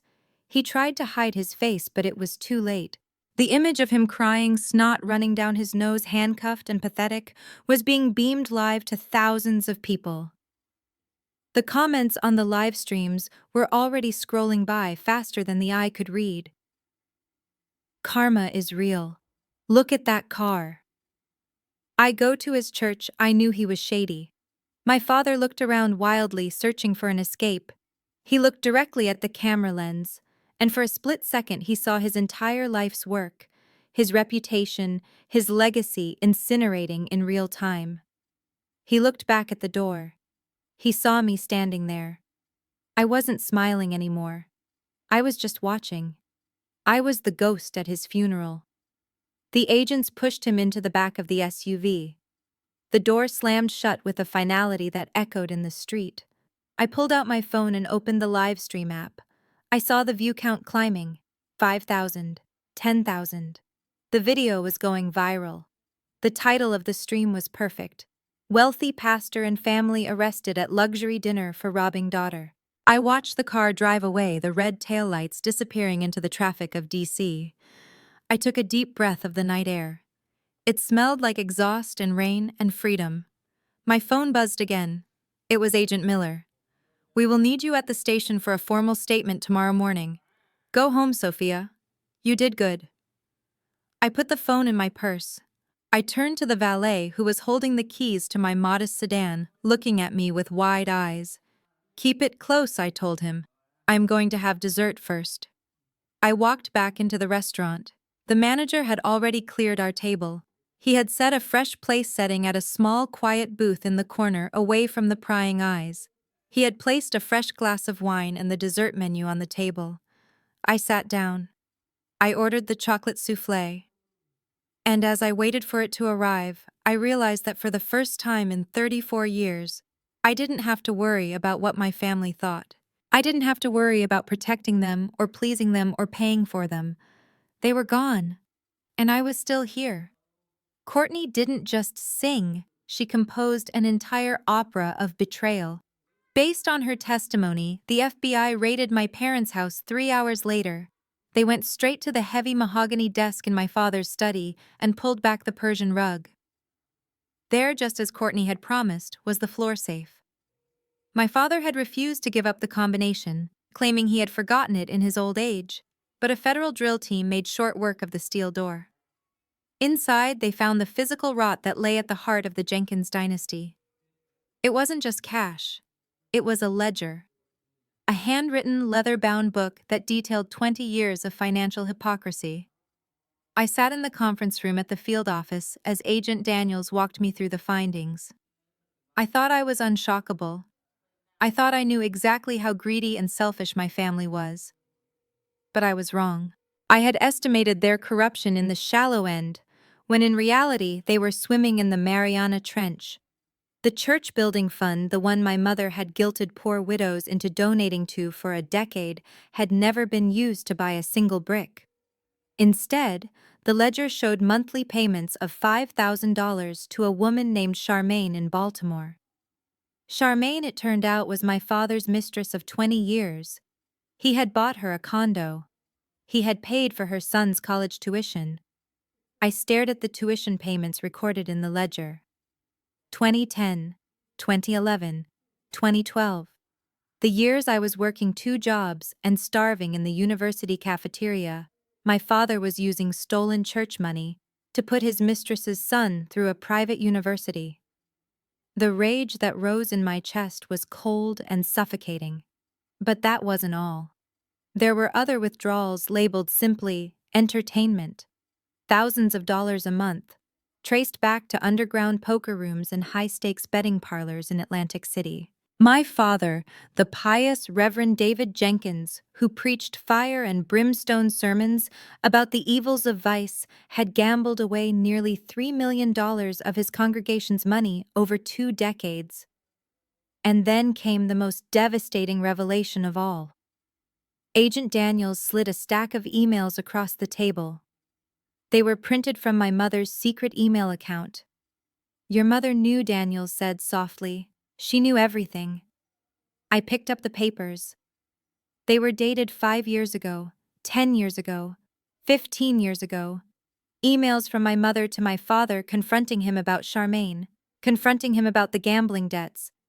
But she didn't threaten to leave him. She didn't threaten to expose him. She negotiated. In exchange for her silence, she demanded a larger allowance. She demanded the Mercedes. She demanded that Trey be taken care of first. She wrote explicitly, "We must maintain the image of the perfect family, David. If you go down, I go down. Fix this, or I will ruin you." My mother wasn't a victim. She was a co-conspirator.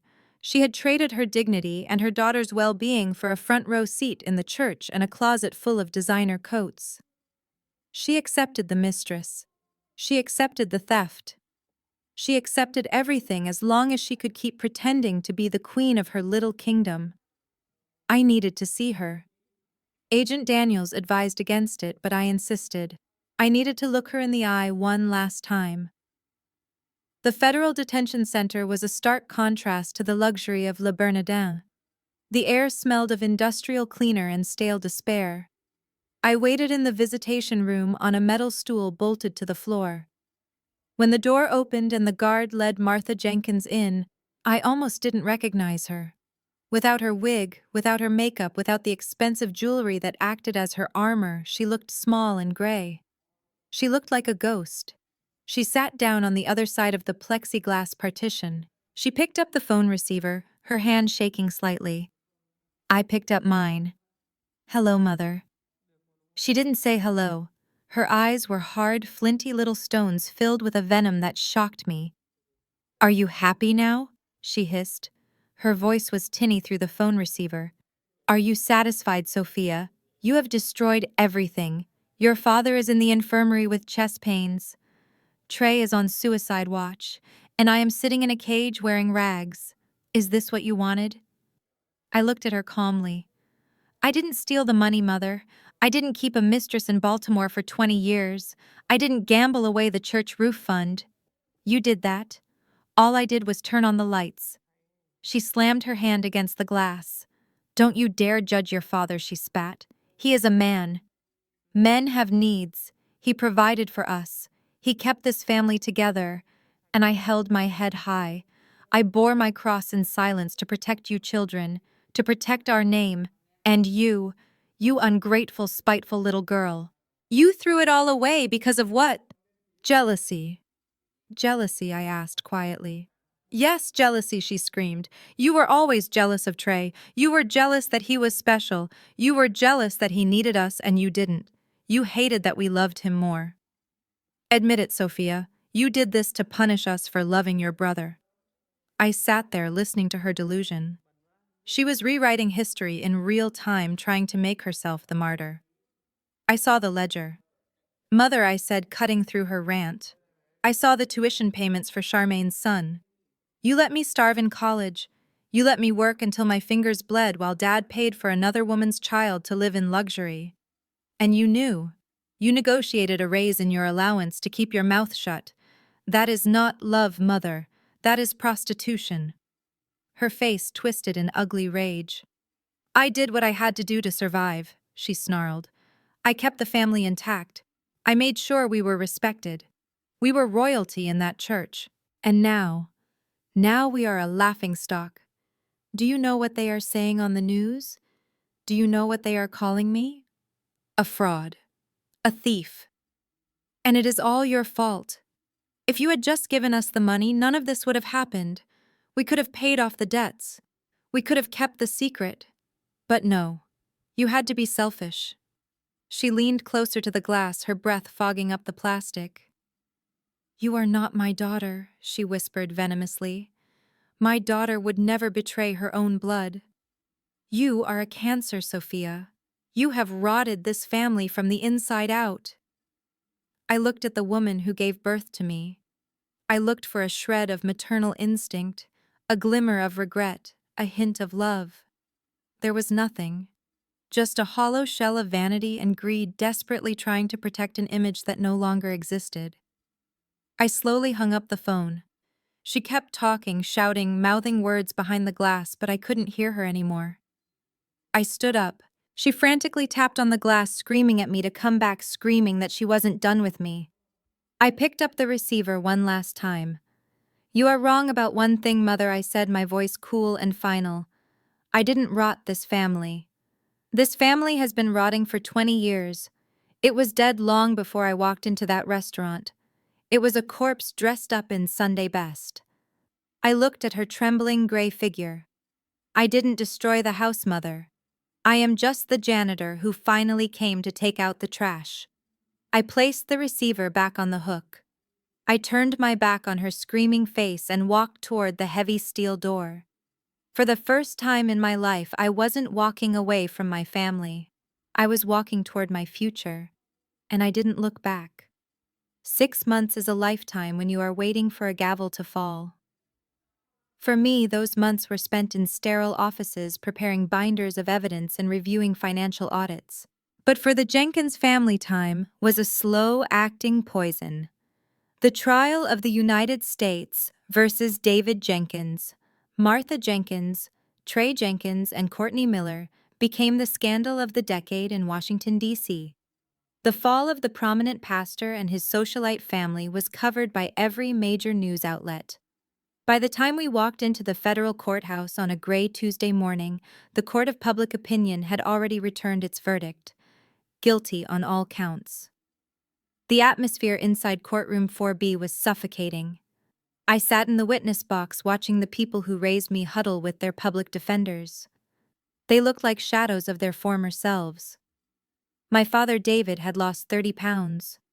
The arrogant boom was gone from his voice, replaced by a nervous tremor. He had been stripped of his title. The church board had voted unanimously to remove him the day after the arrest. The congregation he had ruled over for 40 years had turned on him with the fury of the betrayed. There were no supporters in the gallery today, no prayer circles, just angry former parishioners who had lost their building fund to his gambling addiction. Trey and Courtney sat at opposite ends of the defense table. They refused to look at each other. The love story of the power couple had ended the moment the handcuffs clicked shut. Now they were just two drowning people trying to push the other head underwater to catch a breath. Courtney looked haggard, Her roots had grown out, leaving a stark line of dark brown against the bleached blonde. Her designer clothes had been replaced by a cheap gray suit provided by her lawyer. She looked small and angry. Trey just looked broken. He stared at the table, his leg bouncing nervously, a rhythm of pure terror. The prosecution called me as the final witness. I walked to the stand, my heels clicking rhythmically on the hardwood floor. I swore on the Bible, the same Bible my father used to thump, while preaching lies to tell the truth, the whole truth and nothing but the truth. I sat down and adjusted the microphone. I looked out at the defense table. My mother Martha was sitting behind my father in the first row of the gallery. She was not on trial today, as her charges had been severed for a later date, but her eyes burned into me. She mouthed the word traitor. I didn't blink. The defense attorney for Courtney was a sharp, aggressive man named Mr. Klein. He stood up, buttoning his jacket, trying to look intimidating. He walked toward me with a sneer. "Ms. Jenkins," he began, his voice dripping with condescension. "Let us be honest with the jury. You hate your family, don't you? This entire operation, this honeypot as you call it, was born out of jealousy. You were the black sheep, the outcast. You wanted to punish them for being happy. Isn't that right?" I looked at him calmly. I had prepped for this. I knew they would attack my character because they couldn't attack the facts.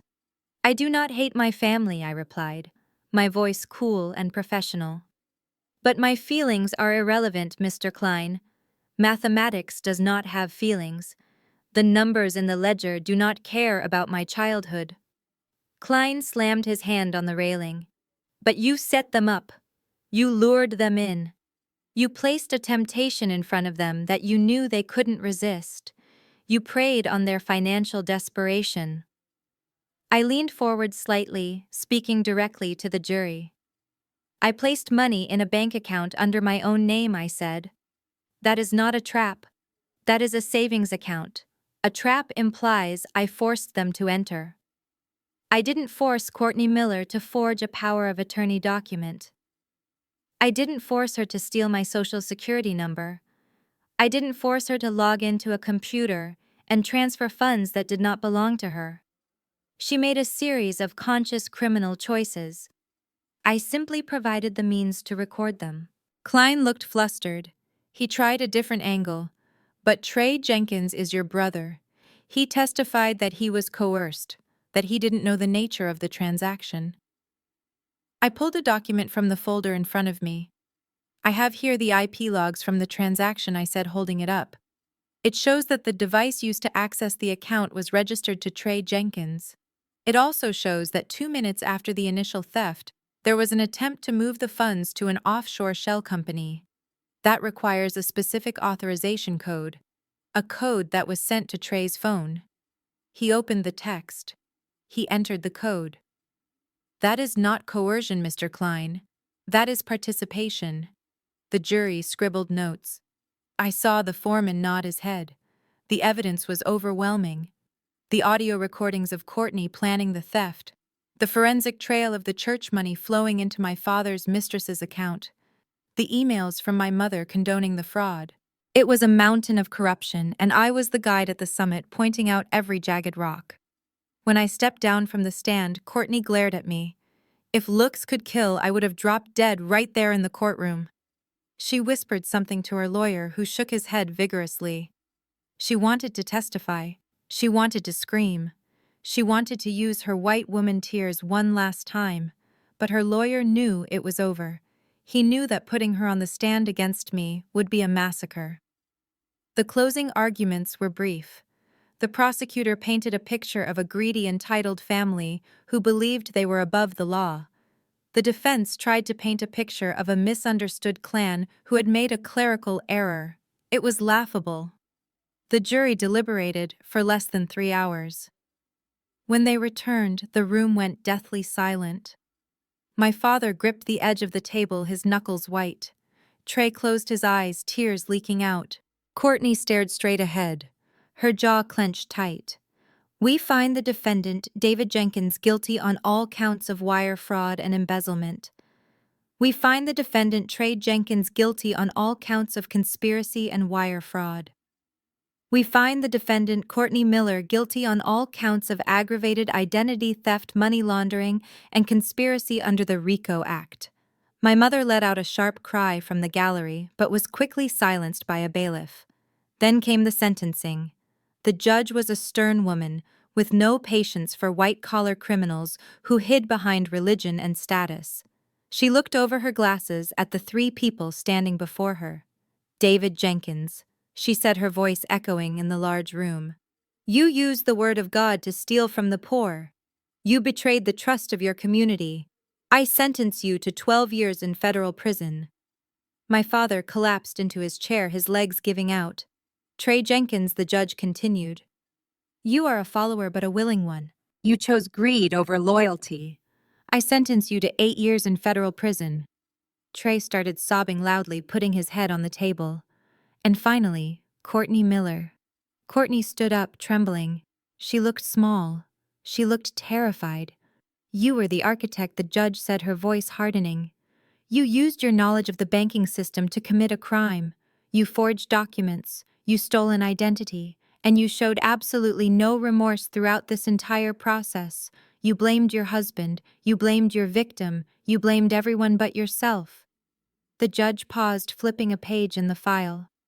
Under the sentencing guidelines and due to the enhancement from the RICO charges, I am sentencing you to 18 years in federal prison. 18 years. The number hung in the air like a physical blow. The entire courtroom let out a collective gasp. Courtney's knees buckled. She didn't scream this time. She didn't fight. She simply dropped to the floor in a dead faint. Her lawyer scrambled to catch her. I sat in the witness box watching the chaos. 18 years. She would be 52 when she got out. Her youth, her beauty, her social status, everything she valued was gone. I looked at my watch. It was time for lunch. I stood up, smoothed my skirt, and walked out of the courtroom. The sound of Trey's wailing and the medics attending to Courtney faded behind me. I walked out into the cold, bright winter sun. The air tasted clean. It tasted like justice. But the story wasn't quite over yet. There was one loose end left to tie up. One final goodbye to the life I used to know. The final gavel banged against the wood, echoing through the courtroom like a gunshot, signaling the end of the war. After months of legal maneuvering, plea deals, and tearful allocutions, the ledger was finally balanced.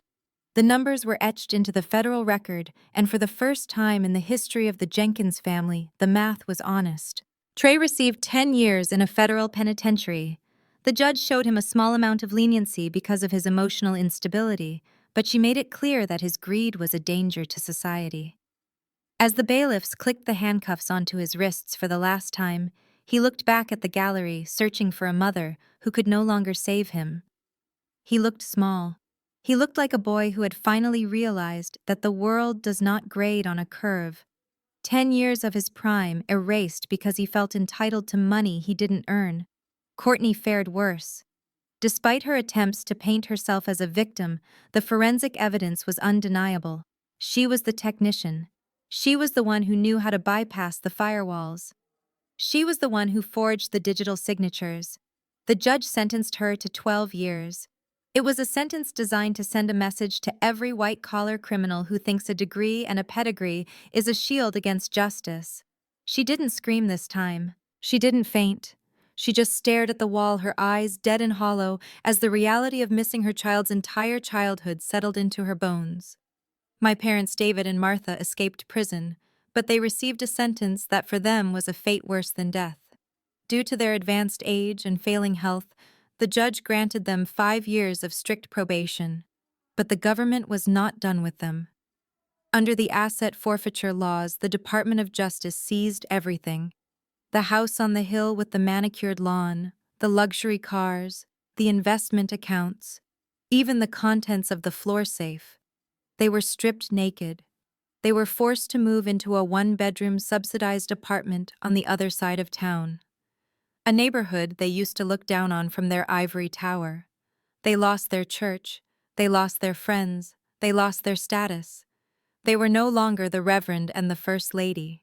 They were just two old, bitter people living in squalor, subsisting on government checks and the charity of strangers who didn't know their crimes. They were trapped in a prison of their own making, forced to live with each other, and the knowledge that they had thrown away their only loyal child for a son who was now an inmate. I walked out of the courthouse that day, and the air felt different. It was lighter. The crushing weight of expectation, the heavy blanket of the black tax, the constant demand to fix problems I didn't create, it was all gone.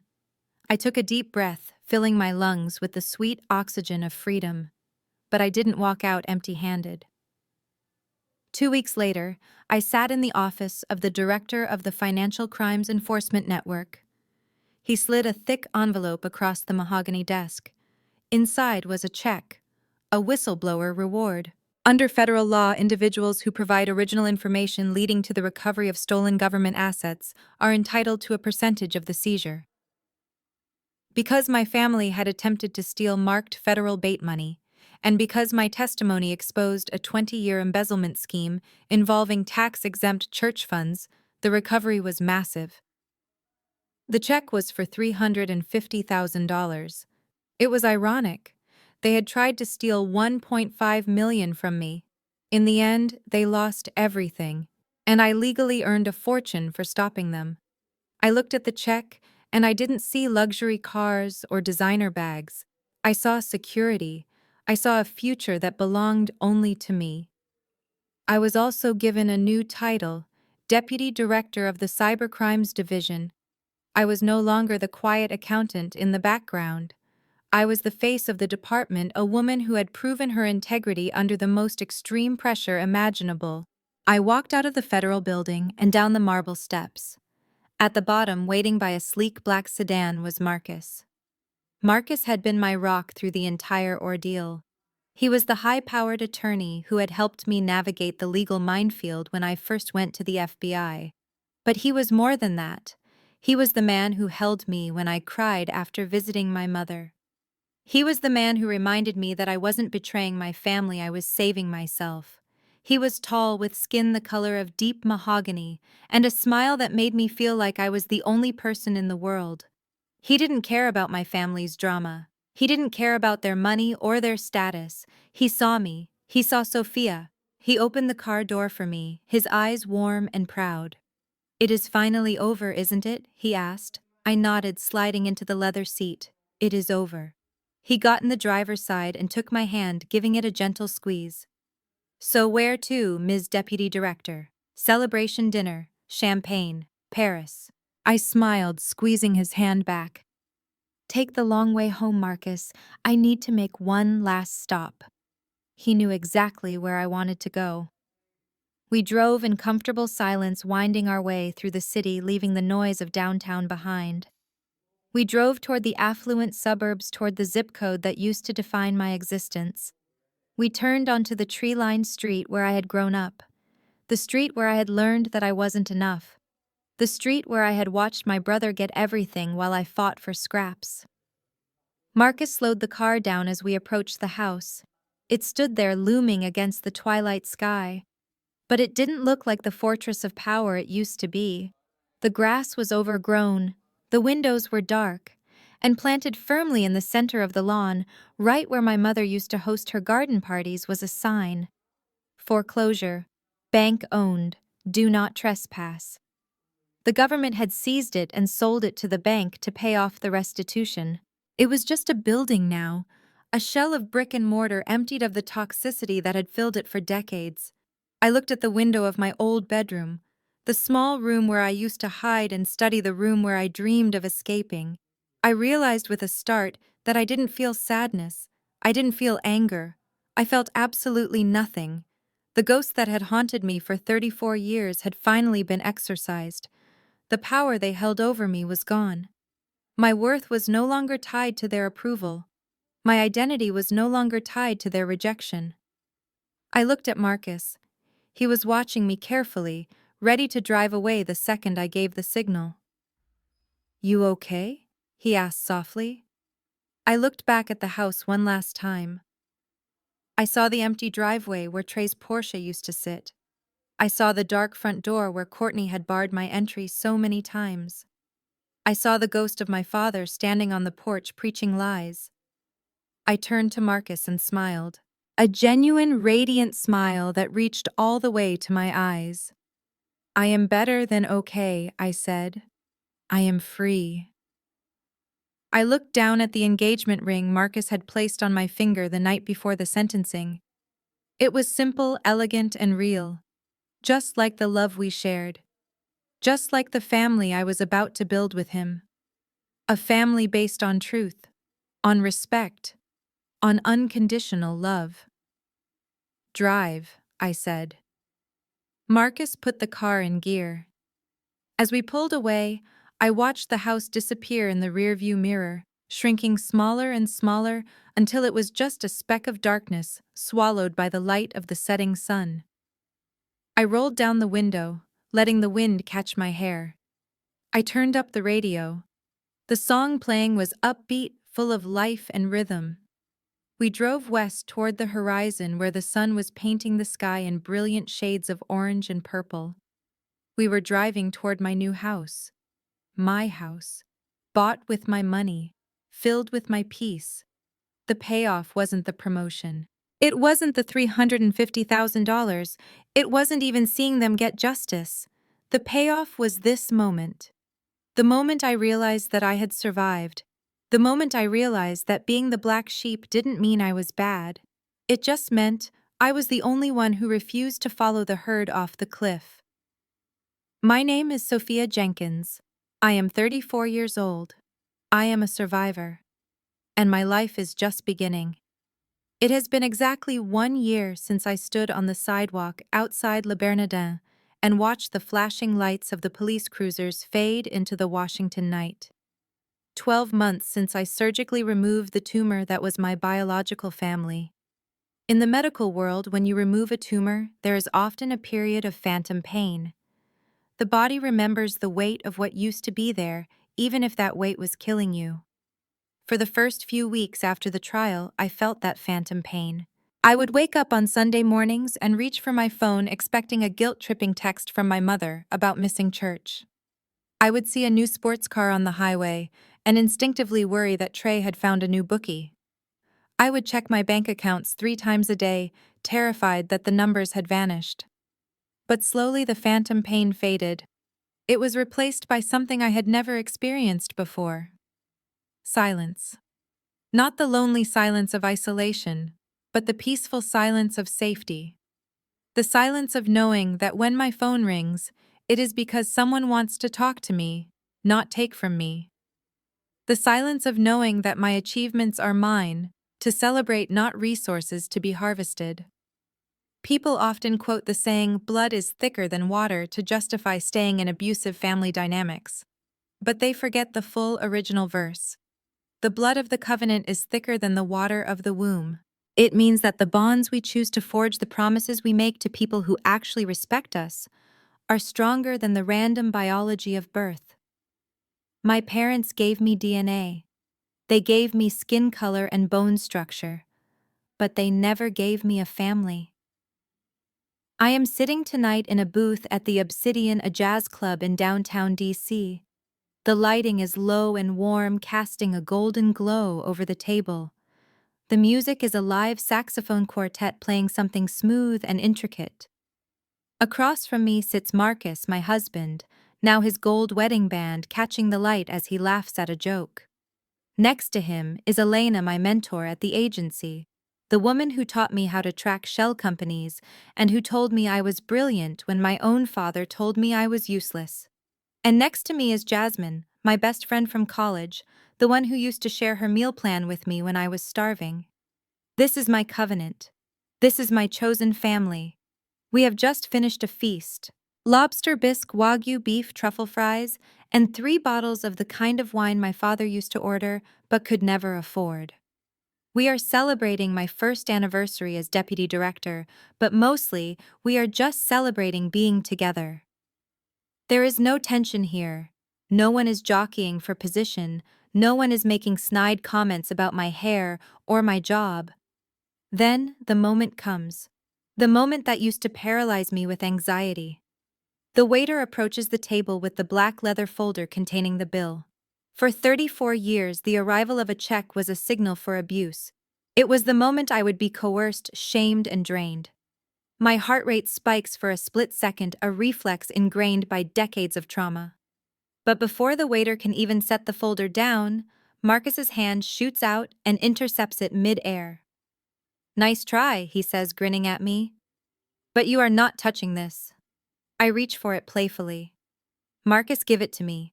It is my celebration dinner. I want to treat you guys." Elena leans across the table and smacks my hand away gently. "If you try to pay for this dinner, Sophia, I will write you up for insubordination on Monday. You are the guest of honor. You sit there and look pretty." Jasmine chimes in, pulling out her own platinum card. "Actually, I think I am getting this one. Marcus paid for the trip to Cabo last month. Elena got the engagement party. It is my turn. And don't you dare argue with me, Sophia, or I will tell everyone about your freshman year haircut." We all laugh. It is a warm, genuine sound that bubbles up from the chest. We spend the next 5 minutes arguing not about who has to pay, but about who gets the privilege of paying. We are fighting to be generous. We are fighting to care for each other. I sit back against the velvet banquette and watch them. I watch these beautiful, successful people fighting to cover a $1,000 bill for me. And I realize that I am not just rich in money. I am rich in love. I am rich in respect. This is what family is supposed to look like. It is not an obligation. It is not a tax you pay for existing. It is a circle of mutual support where everyone brings something to the table and no one leaves hungry. I look at Marcus as he finally wins the battle, handing his card to the waiter with a triumphant wink. He looks at me, and I see total acceptance in his eyes. He knows about the trial. He knows about the prison sentences. He knows that my brother is currently sitting in a cell in West Virginia, and my parents are living in a government-subsidized apartment. He knows all the ugly, broken parts of my history, and he doesn't care. He loves me, not what I can do for him. I want to speak to you directly now. To the person watching this video who is sitting in their car, dreading walking into their parents' house. To the person who is staring at a text message from a sibling asking for money again. To the person who feels like they are drowning in guilt because they want to say no. I know how hard it is. I know that the world tells you to honor your father and mother. I know that your community might tell you that you owe your family your success. I know that the fear of being alone is terrifying. But let me tell you something I learned in that interrogation room. You cannot save people who are committed to drowning. You can only drown with them. And you are not a life raft. You are a human being. DNA is just a biological blueprint. It determines your eye color, not your destiny. It does not give anyone a license to abuse you. It does not give anyone a permanent tap into your bank account. And it certainly does not mean you have to set yourself on fire to keep them warm. My mother told me I was rotting the family. She was wrong. I was the only thing holding it together. And when I stepped away, the rot caused it to collapse under its own weight. That was not my fault. And it is not your fault if you have to walk away to save your sanity.